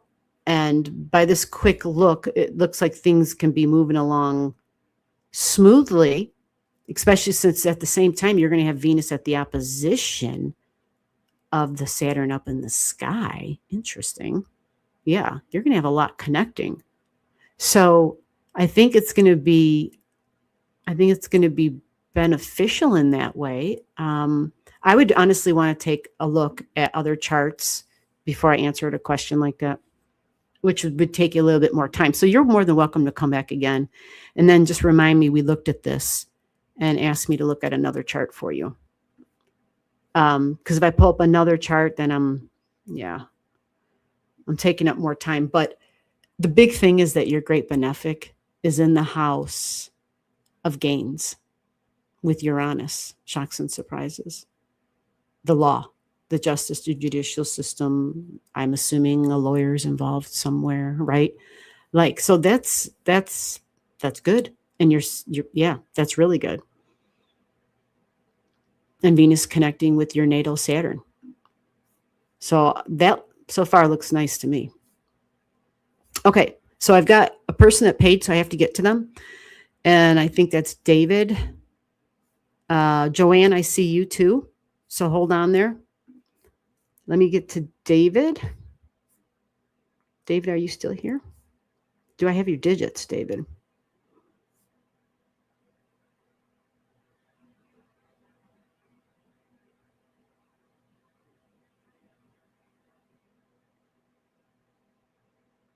You're welcome, Jeremiah. I'm sorry, I'm just seeing your information right now. I know I saw David in here earlier, but do I have David's digits?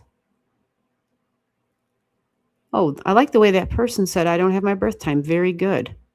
So here's an example real quick. If you're leaving digits for me, You don't have your birth time, but I need your location. So I have a birthday. If you don't know your birth time, just do exactly what you did, but also include city and state and country if necessary, because sometimes I don't know where the hell these places are at. Jesse said, I work in dementia ward, 3 different roles, lifestyles, gardener, housekeeping. I also had 2 boys, very young mom. Oh, Wonder Woman. There we go. There's David. Okay. I'm like, wait, is David still here? Let me check the chat. I got him on the screen. Let me see if he's DKR 578. Okay, yeah, got you, David. Thank you. Did you put your location in there? Oh, you did at the bottom now. Okay. Yeah. I think I need to get a sticker or something so that people understand it's everything. Birth time, birth date, birth city, birth state. Oh, I see. It just says get your digits to me. Okay. All right, David, let's get your chart going on here. August 5th, 1966. Thank you for the channel gift, by the way. And let's get to work.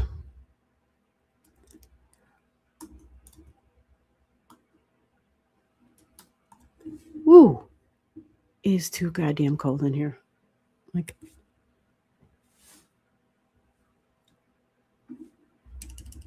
okay.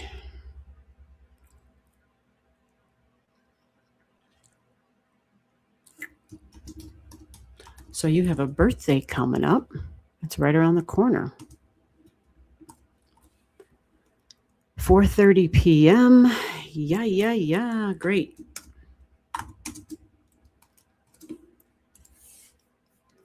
And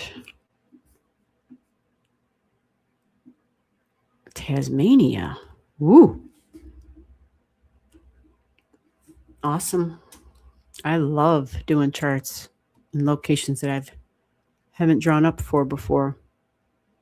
I can't even pronounce that. How do you say that? Longchestion? Whatever. Long. Yeah, I don't even know how to say that.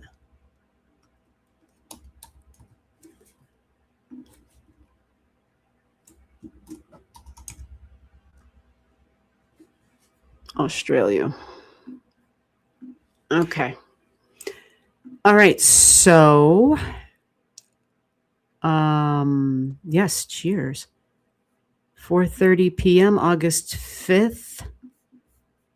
Let's get you on the screen. This is showing Aquarius on the ascendant, on the rising at 3 degrees.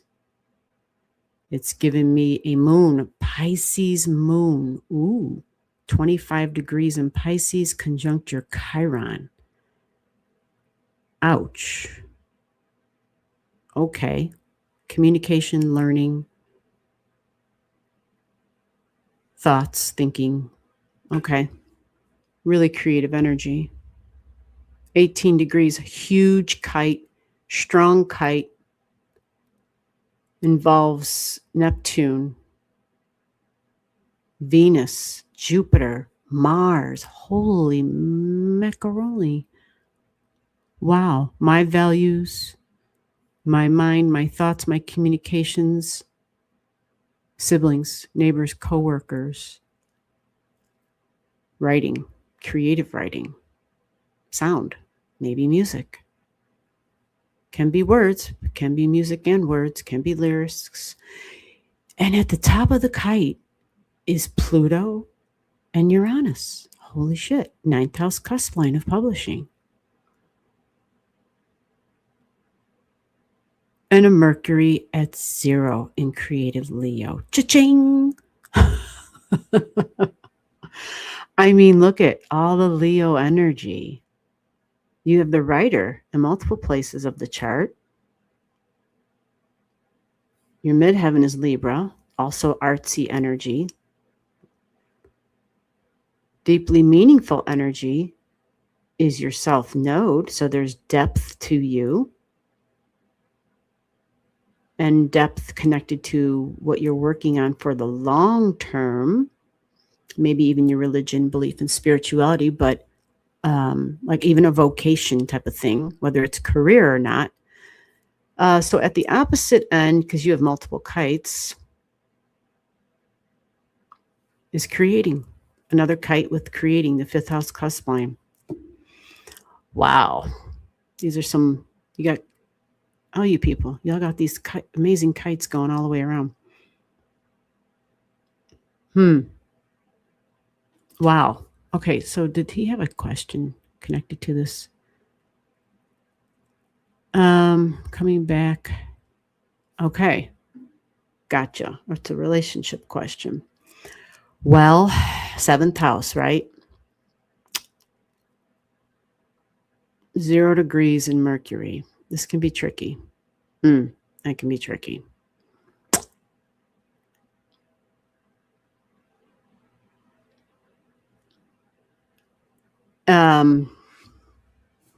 Yeah, this is pretty intense energy in the seventh house. Let me go see what you got going on. Jupiter,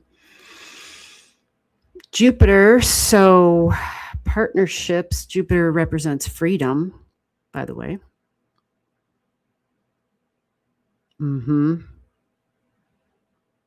Yeah, the big 4 degrees, because your descendant is at 3, you see?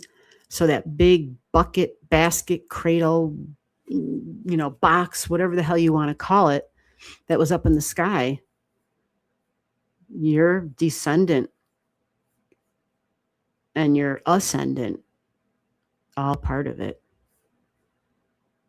I mean, ascendant, Aquarius, Neptune, right there. 4 degrees in the third house, communication. Uranus right there, 4 degrees in your fifth house of romantic partner or friends or siblings, neighbors, coworkers. Could be children, by the way, because it's in the fifth house and it's connected to 4 degrees, which would be home and family, maybe mom energy. But our partnerships can just be anybody that's important to us, and it can include professional partnerships. Leo suggests creative partnerships, romantic partnerships, relationship, our children. Or, the new meaning that the Epstein, has given to the new meaning of children in Leo energy, that thing too. Okay. So with all that said, as sick as that is to have to even include that in the astrology now, it's just a part of life, I guess. So Mars is on your Sirius.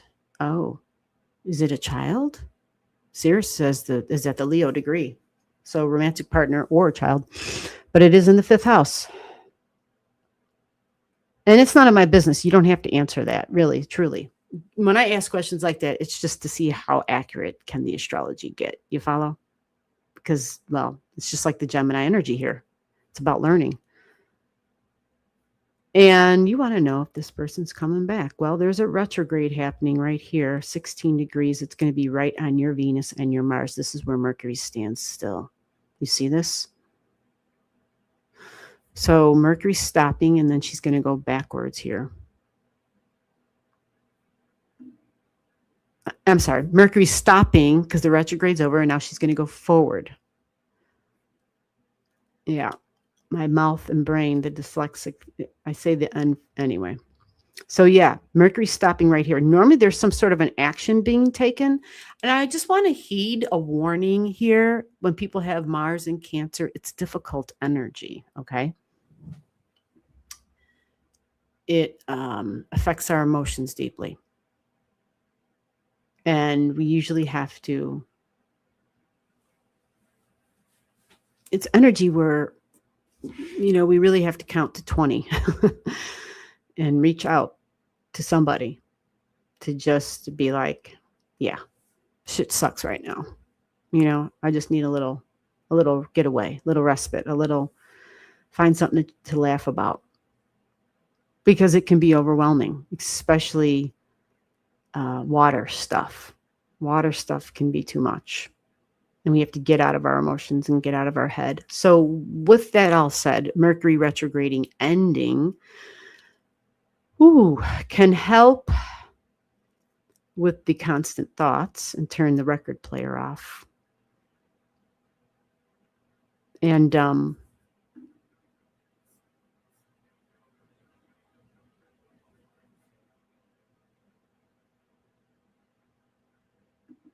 yeah. So, like I said, this is like the children and home and family is strong. All right. So I'm just going to kind of go with that for right now. All right. It's so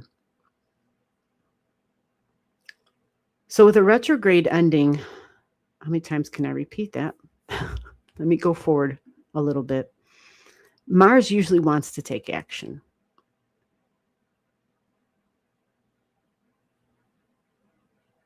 And when the retrograde happens, we're rethinking things. And usually at the end of the retrograde, once she clears her shadow zone, then we have more clarity. So the reality is that Mercury's retrograde started at 26 degrees, and Mercury's not going to get there until August. So even if somebody comes back before then, they might change their mind again. Because it's like we haven't had enough time, or we haven't had all of the information. There are pieces of information missing even. The other thing I want to suggest or explain about Mercury is it is also coworkers, but talk, too much talk, maybe not enough talk. In Cancer, really in the emotions, connections to the past. But the sibling energy with Gemini and the sibling energy with Mercury. So I don't know. This seems complex. This seems kind of complex. And Jupiter's part of this too. It's close by degrees. So Jupiter says that there's some additional stuff here. And beliefs is part of this, and beliefs about family and what is family at the foundational level, and how's this going to look like going forward in the future of the family. Like, this is part of this too. But values and taking action. So with all that said, it's not until after August. So it's like August 7th that Mercury finally gets to 27 degrees. And that is where you get a little bit more clarity of information. And at that time, that Mercury will be sending a nice strong trine to your Saturn. Saturn is more stable energy. It's more stabilizing. It's more about the long term. So I don't know if this is good news or bad news for you. I don't know if whoever this is, if you want them to come back, if you don't want them to come back. But I just feel like anything that even I say right now might be a little premature, that there's just still more information that's coming down the pike here. And what I will say about the 0 degrees, because Mercury's coming up again, Mercury in Leo and Leo energy in general, these people usually don't seem to be aware of it until somebody tells them. And this can be partners because it's in your 7th house. But holy shit, when that lion wants to the jungle to know that it's taking a stand, holy shit, it's got the biggest mouth out of, it's loud as hell. And in connection with children, maybe if there's a child involved, maybe the child's the loud one, maybe again, this looks complicated. This looks like there's a partnership with children that I don't know, even your sun is at 12 degrees, which suggests hidden and mystery, and needing respite, needing to not be in the spotlight in the center. And that, the changing minds and options and decisions is prevalent with Mercury at 0 degrees. So whether you have moments of where you burst out, because that's Leo, but it will be this way because we have the energy within us. That's the energy that comes to us. That's who's drawn to us, right? So many times once we kind of recognize our own tendencies, it changes who we attract. Therefore, it changes the way people behave because it's not okay or it's not appropriate or whatever. But something huge with communication is present here. So there needs to be more communication, more clear communication, more calm, safe, clear communication, because Cancer energy wants to be emotionally safe. And that's where this retrograde stood still on your Mars. And Mars is violent in Cancer, emotionally violent energy. Now, yours does have Venus right there and Jupiter. That's a mixed bag because Venus is desires. And so if she doesn't get what she wants and she's connected to Mars and Jupiter blows things out of proportions, that can get ugly. Or there's time where Jupiter's laughter and fun, but high dramatics might break the ice a little bit. But with Mars's little jabs in there, this can be complicated. So I just think there's things that have to get worked out. And you do have a South Node in Scorpio, and your Neptune's right next to it. And that tells me right there that your soul's goal for this lifetime is a quest to overcome change, to develop creative outlets for intense emotions. Just so you know, I'm reading this right from the software right now. Okay, so it's not like, I just clicked on it, and this is what this software says for the South Node. And to avoid hitting out at loved ones, these attributes, and that doesn't have to be physically hitting out. You follow? It can just be the Leo shit where we kind of, These attributes have plagued you in this life because of suffering and traumatic endings in past lives, which left you with a deep emotional wound or wounds and a feeling of being cheated in some way. So in learning this life's lesson of trusting the process of change, you develop a newfound sense of peace and stability. So we decrease the intense stuff because the South Node in Scorpio also talks about deep, intense changes and a demand to see growth. That's what the software doesn't say. It really does. On a soul level, it's a demand to experience and see growth. And if it doesn't see it happening in a meaningful way, it's fixed energy. And that combination with Leo energy, which is also fixed energy, that can be a lot to handle for the people that are around that kind of energy. Okay, so it can be a lot for you to handle, but a lot for the others as well. Now, I wish I could have given you a more definitive answer, but this looks pretty freaking complex. I just know that at the time when August comes, the nodes will be in Aquarius and in Leo. So you'll have the South Node going through your 7th house, okay? And with the South Node going through your 7th house, that means it might be time to say goodbye to somebody. That's just the truth. It doesn't mean we're saying goodbye forever and permanently, though, okay? It just means, it's time to move on. And whether it's for this person to move on, I don't have their chart in front of me, okay? And I just know there's deep work. And everybody has deep work, okay? We all do. Let's be clear about that. But you'll have the confidence. And you'll also have the desire for change, believe it or not.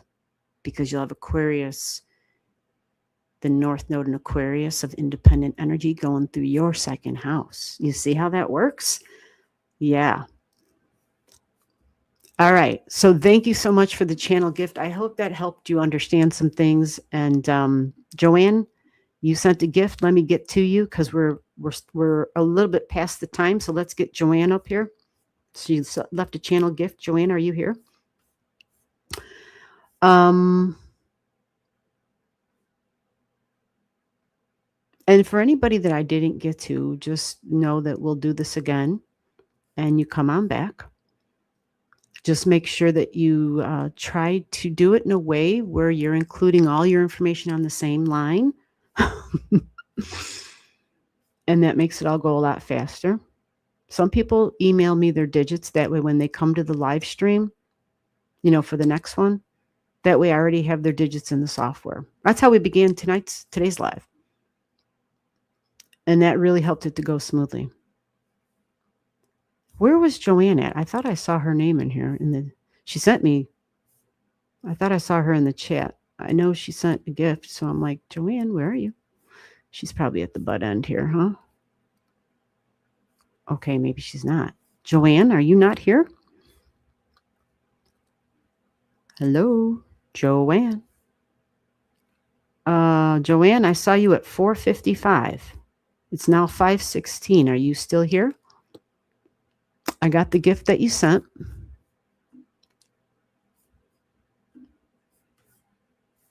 And it doesn't have a question attached to it. But I'm not going to read if you're not here, because that's not good. Okay, Joanne said I'm here. Great. I see you now, Joanne. Thank you. Oh, I'm sorry. Right at 5:15, she said I'm here. I see you, Joanne. Sometimes I scroll too damn fast. Joanne, did you have a question? Oh, did you send me another email? All right, let me do this. Let me go through this way. Let me see if it's gonna, let me refresh this thing. Maybe I'm waiting for it. It showed that you sent a gift. It didn't show a question or birth digits or anything. I don't have a separate email.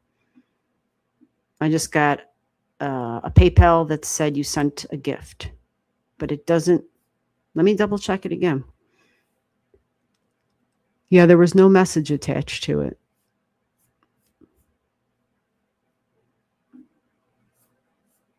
So let's get rid of that and let's go there.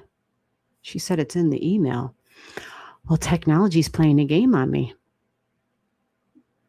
It's not telling me what I'm looking up. Am I looking up your chart, Joanne?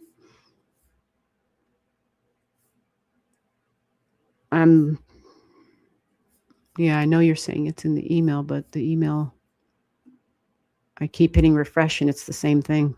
I'm not getting anything different. I don't know why we're having this problem. We didn't have it the whole day, which is nice. Since I don't have the information, Joanne, do you, my daughter. So is it the same chart that you want me to pull up from last time? Is it Helena? I have her digits here. Do you want me to pull that up? And then what am I looking at for her? Because I do remember her chart and I do have her right here. Oh, wait. It looks like I have two different charts, though, for her. What the hell? Oh, was this one the software was being funny? Funny, not funny? Oh, here we go. Oh, okay. I have September 10th, 2010. Is that correct? Okay. Okay. So is that October 9th or is that September 10th? Just so I'm sure here. Sometimes.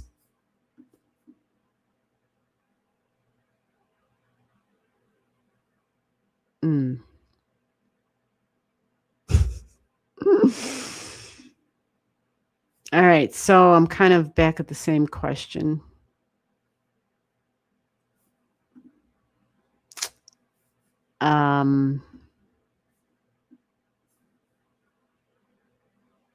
September 10th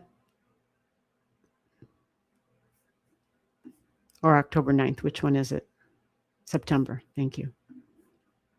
Okay. Now let's create this for you.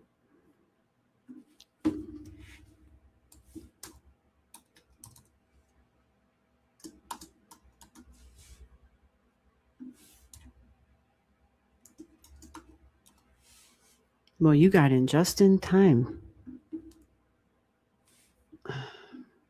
Man, this software.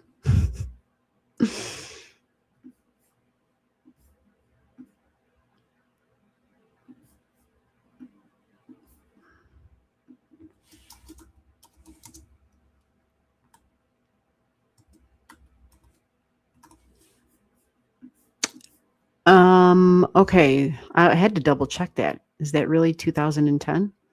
Okay. 9:52 p.m.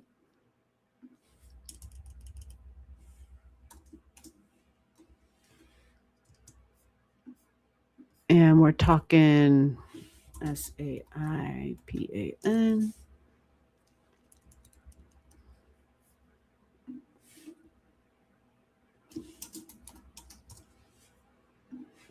and northern.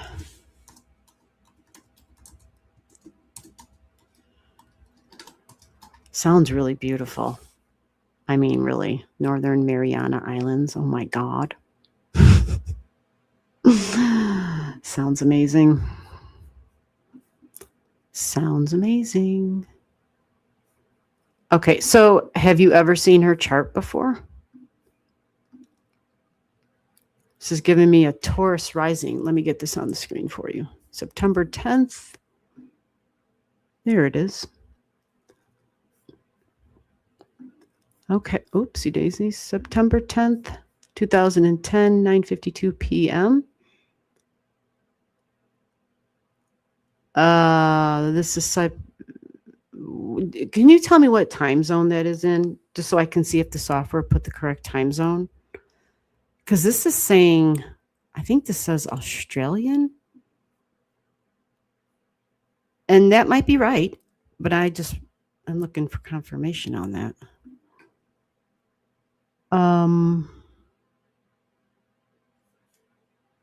Yeah, it has AEST for the time zone. Is that the right time zone for you? She's like, no. Oh, so no, you've never seen her chart?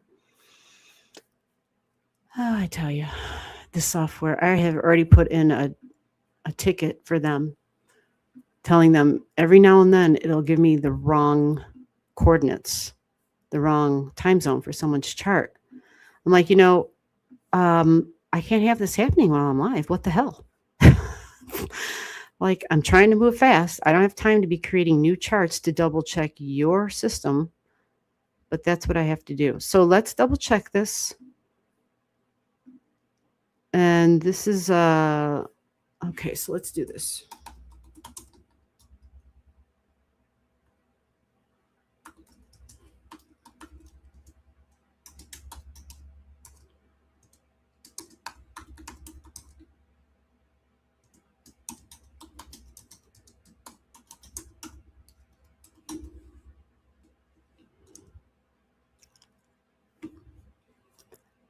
Okay, we got 41, 147, 41 south. 145, 147. Okay. 15.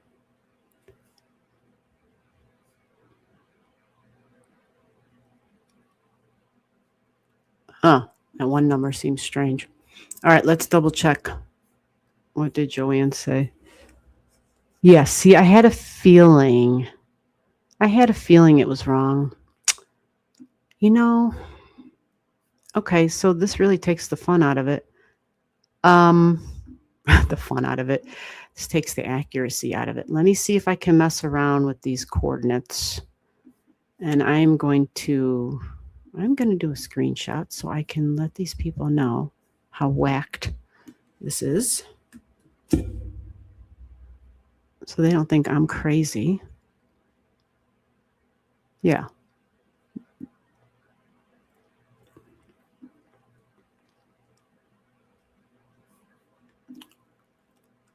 GMT plus 10. That should help. Oh, hell yeah. Accuracy is everything. I mean, if you're not going to do it, what's the frickin', don't do it if you can't be accurate. What's the point, right? That's the way I feel about it.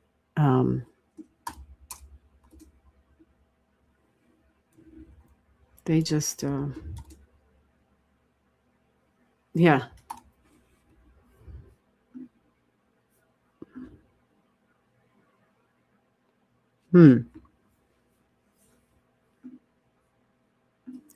All right, so what I'm going to do, it's not letting me edit the time zone.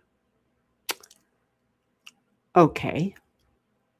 So let me go look at my creative backup here for this.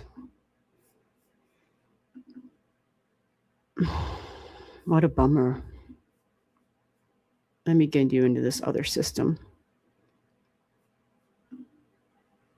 It never has this problem.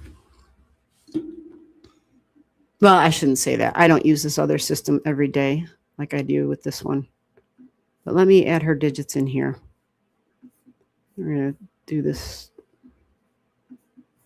Man, this is so... Thank God you're the last person, otherwise...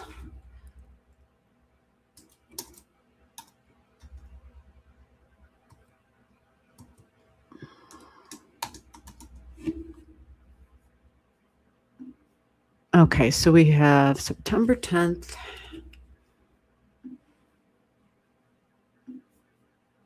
(2010) 9:52 p.m.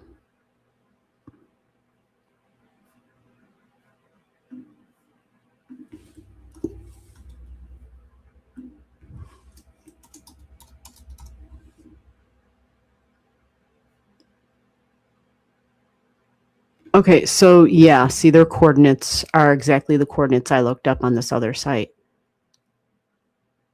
And, you know, let me screenshot this too, because these people seem to think like, I don't know what they think, but I just want them to see how I had to use a different software to correct their shit. Okay, so what this means is I'm going to pull up a different system showing a different chart, which isn't as awesome.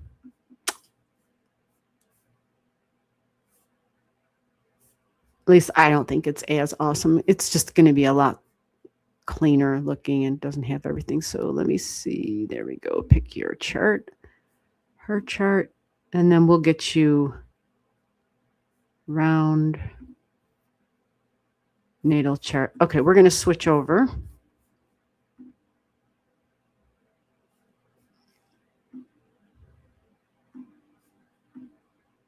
to this other system.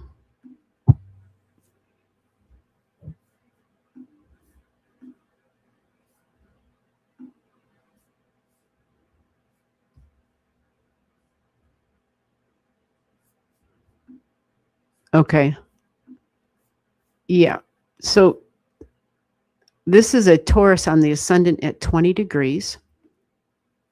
This is a Libra moon. Oh.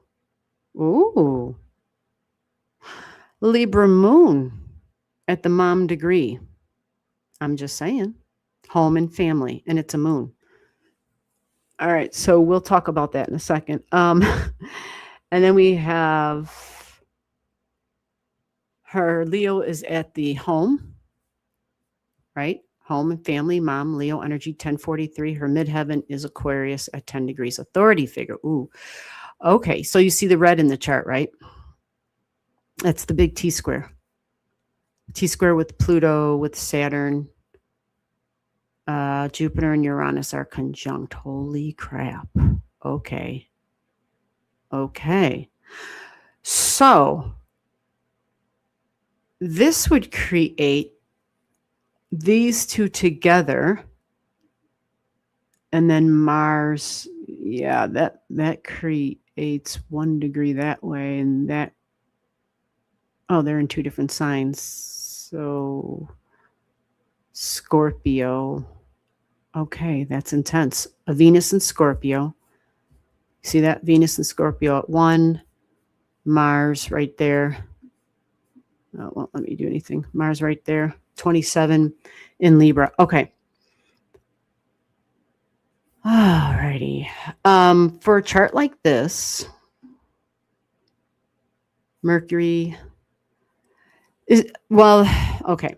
Intense energy on the ascendant and the descendant. Values, stubborn, very fixed energy. And then the big T square that's up there is, let me count these out though. This is a little weird. This is 248. Okay, so that's a little wobbly. That Pluto isn't going to exactly connect. But it is close, but maybe it's really doing a thing right now. So power, emotions, deep, intense, wounds connected to authority figures. boss energy, dad energy, and beliefs about my future, all connected to the long-term goals and what I'm working towards. So to have understanding about the wounds of the past, this person's probably going to be distant and cold, maybe not all the time, but there can be moments where you just don't know if you're connecting with this person. However, they also have a nice trine energy to their Venus, and this would be the saving grace in this relationship or in this connection, because this Pluto and this Venus they're very deeply bonded energy. You follow? There's a deep bond there. And this is Scorpio at 1 degrees.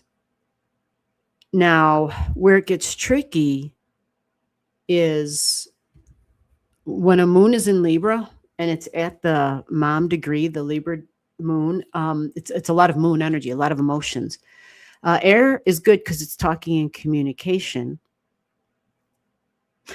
but it can be connected very strongly.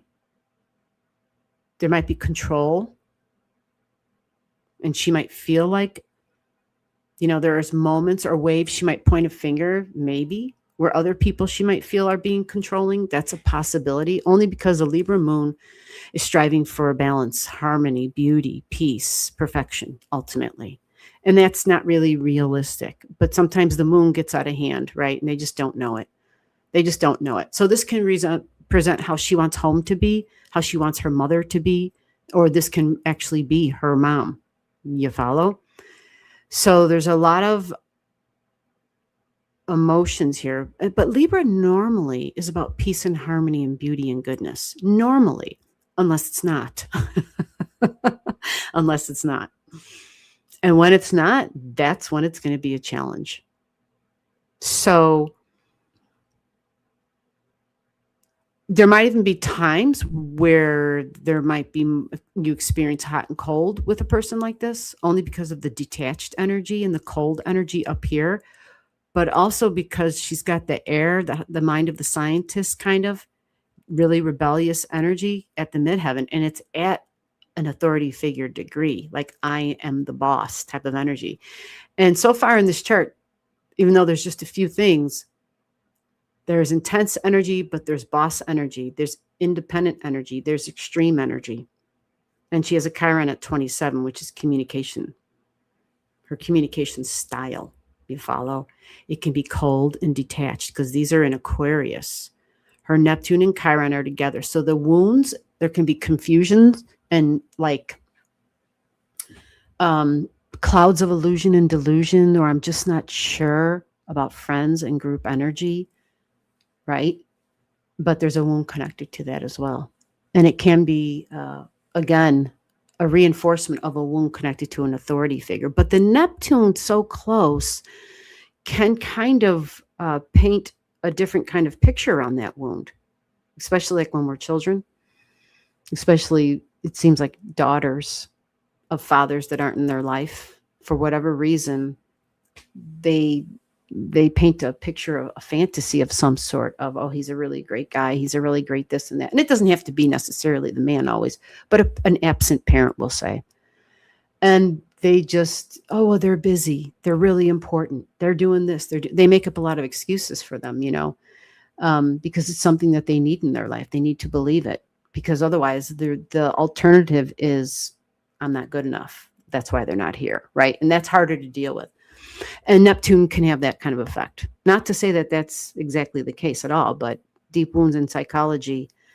But power and understanding and healing too. This would be someone who even probably could work possibly in psychology, because they'd be able to kind of be detached from the intensity of that for others, diving into their wounds. But when a person has Capricorn in the 8th house like this, they can deep dive and excavate in the material and the tangible, like literally be excavating, But this thing about the moon and the mom energy and authority figure in Libra as well, and cold energy there, rule, structure, discipline, because their Saturn is here as well. This can, like I said, have moments of connecting deeply, but then also there can be some cold moments. So yeah, maybe I need to flip back and look at your chart because, maybe there's a reason. Let me let me go dig up your chart. I'm really mad at this software right now. Joanne, are you May 26th? I just want to double check because I have a May 26th or June 3rd. I'm not sure if that's two different people, which it probably is. Yeah, they're both different birth years. Are you 77 or 76? I can't remember what your chart looks like, so I have to go look at it.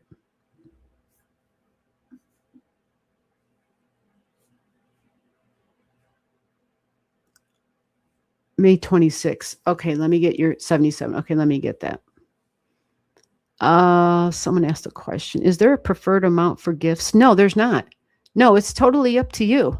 No, this is really me trying to give people free astrology time, but some people want me to spend more time, so they send a gift. So the amount that you send, that depicts the amount of time that I spend. I mean, it's just fair, right? That's just how I do it. You do what's good for you, what you can afford. Yeah. I'm here to help. That's what I'm trying to do.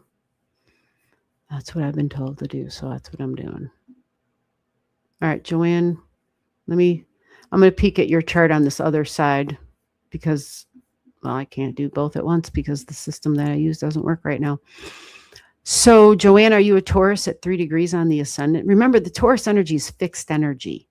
So it's very stubborn. And if this is you, you and your daughter both have the fixed energy on the ascendant and the descendant for that matter. And you have Uranus in the 8th house. Is that you? Oh, Lord. Yeah. Fixed energy. Out of everything in the zodiac, cardinal, mutable, right? It's the fixed energy. It's not that the other signs aren't challenging. They are. But when you're talking fixed energy, it definitely is a notch on the belt of intense. It's higher up. It's even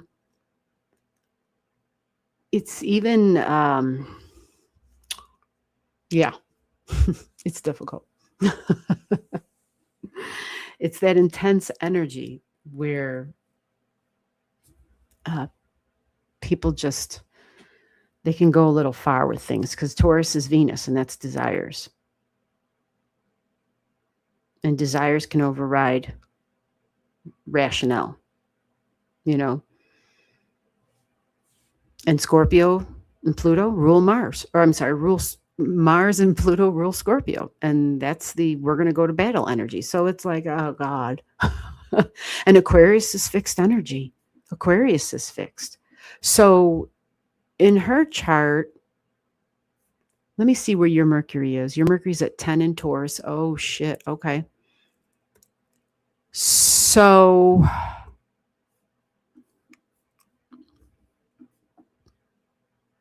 $10 degrees of Taurus. Okay, the good news is that is a nice trine to her 5th house Virgo cusp line of fun, joy, creativity. So that's a good thing.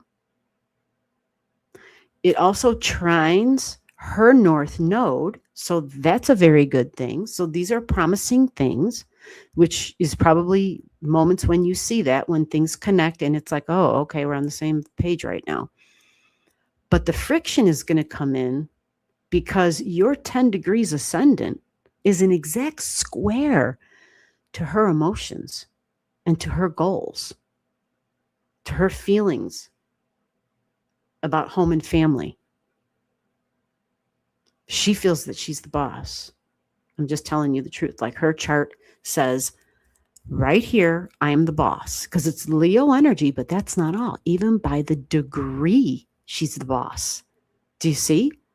And then at her midheaven, my goals. This is what I want to do for my future.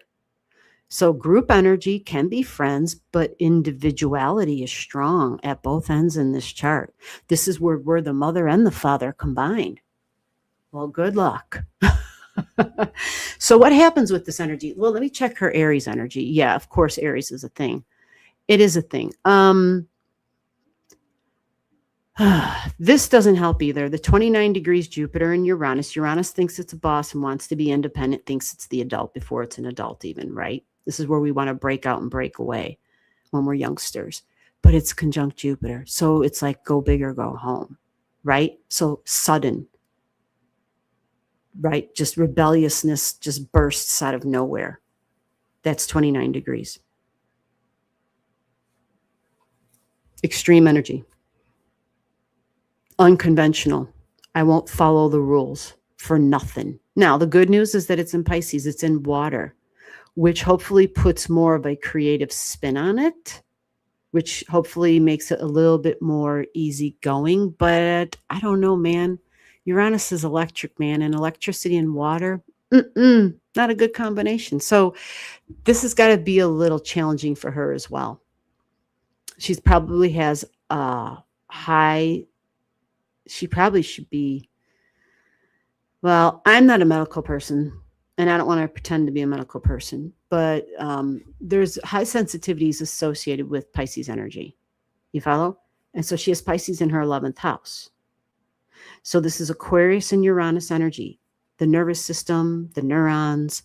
Sometimes these people might have like fibromyalgia, their skin, their feet. Things can be really sensitive on their body in general. Ankle, because it's Uranus. Friends, really sensitive about the well-being of friends. The people who have this connection with Pisces in there, there's a sense of duty, of sacrifice and service, humanitarian energy that kind of lingers over them. But she may have this, I'm going to rebel away from that too. So it looks like a mixed bag, which can make it complicated. But you see the opposition between authority figures natally with the planets other than your own ascendant and descendant, exactly squaring her goals and her home and emotions and her feelings. Okay. Now, over time, Aries energy grows up. It gets more mature. In this chart, she doesn't have anything in Aries. All right. Once I get this other system figured out and redrawn up, she'll probably have objects in Aries because, yeah, this chart only shows a handful of objects. But that just lets us know more things about childlike ways because that's who we are. And she's got it in the 12th, which means a lot of it's going to be hidden from her. But guess what? Guess what? Who else has that? Mom has the same thing. Mom has Aries in her 12th too. So many times when we're dealing with hidden subconscious actions, attitudes, impulses, impatience, that's all Mars. That's all Aries. And that energy takes a while to grow up for everybody. So, you know, it's decades with Aries energy. It takes decades. So sometimes we're better with these people once they mature. We have a better relationship with them once they mature. Okay. Now, the good news is, again, she has her moon in Libra. So mom is going to be important to her. Home and family is going to be important. But there just might be a high ideal connected to those things. But I think there definitely is a deep connection because her Venus at 1 degree is pretty much conjunct your descendant, your partnership energy. So the thing about Scorpio energy that I'm going to explain here is Scorpio energy is wonderful. The thing is it's even better once it learns not to attach too deeply and not to hang on so damn tightly. That's one of the lessons for Scorpio. It's about attachments, and it's learning to trust, to detach, to relax, that it doesn't have to hold on so tightly. It doesn't realize it holds on so tightly that it's going to crush and kill the thing that it's holding. So once it backs off a little bit and gives people some space, it grows up because remember, Mars rules Scorpio, right? So it grows up and it matures and it realizes, okay, chill. Like I need to just focus on me, myself. I need to give other people their space. Like, it's just learning to work with life's personalities and energies. So in general, just looking at these two charts quickly like this, I would rather look at them in a synastry way, which when I get this other thing properly working, I can draw you two up as a synastry and take a look at that as well then. But her Mercury at 5 degrees in Virgo is right on your moon. You have a moon. I want you to see this real quick. See her Mercury at 5 degrees? She's got a retrograding Mercury. So she internalizes. Like if she's had a conversation, she's repeating it multiple times in her head. You follow? The other thing with Virgo energy, a sun in Virgo, is sun in Virgo people are striving for perfection. And they're critical towards themselves as well as other people. Now, you're a Virgo moon, correct? And your Virgo moon is in 7 degrees in relationships. Hers is at 17, so authority figure. Well, if you're the authority figure, Mom, then you're getting the brunt of that, right? So this is just, it's kind of mirror energy. That's what our children are for.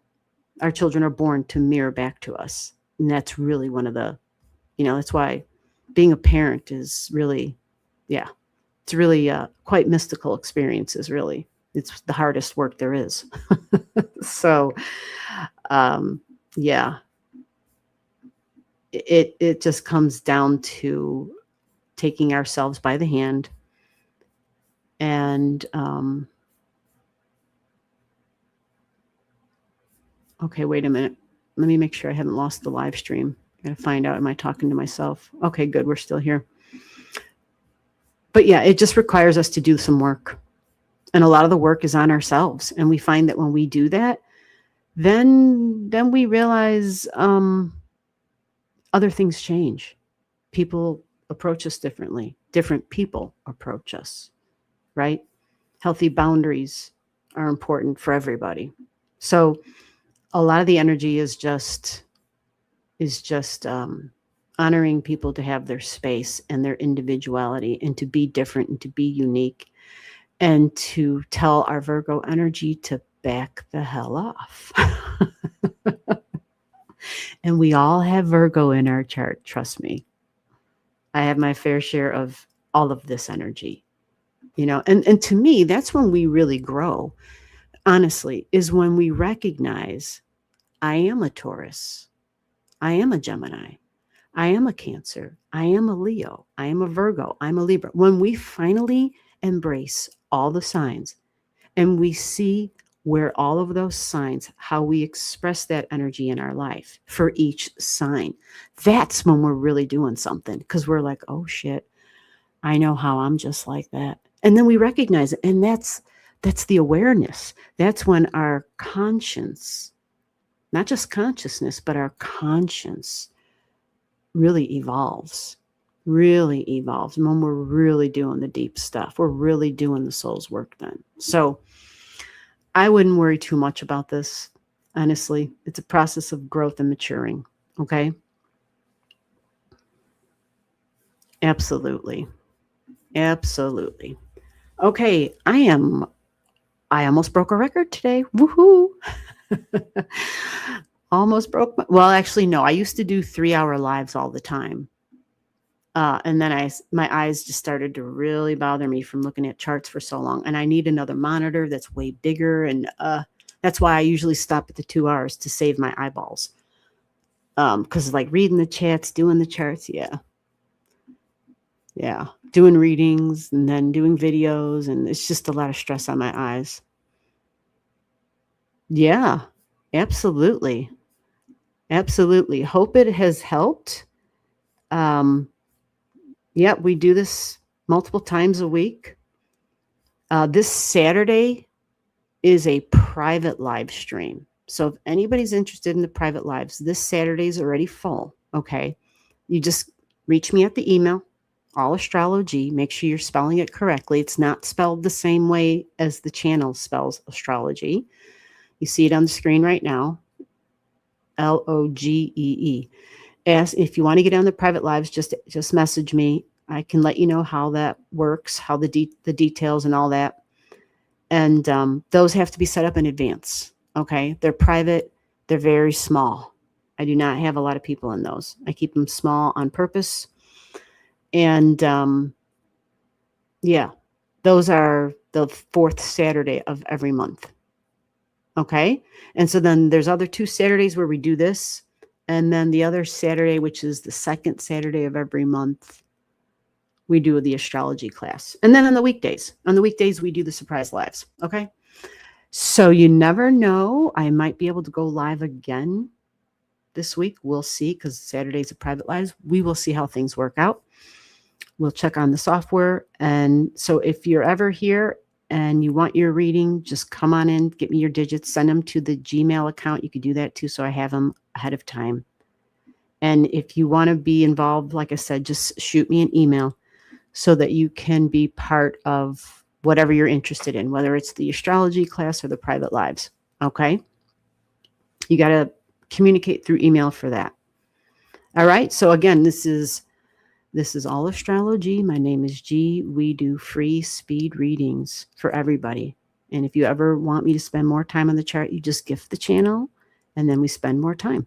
And how much time is dependent on the amount that you send as a gift. Okay? So that's how we do it. There's no fee. It's how much do you want to invest in you? Okay? And learn about yourself. So we're all done. We're all set. Thank you, everybody who sent channel gifts. Thank you so much. It helps me to keep helping you. And we are out. Stay safe. Stay cool. Stay calm. Bye-bye.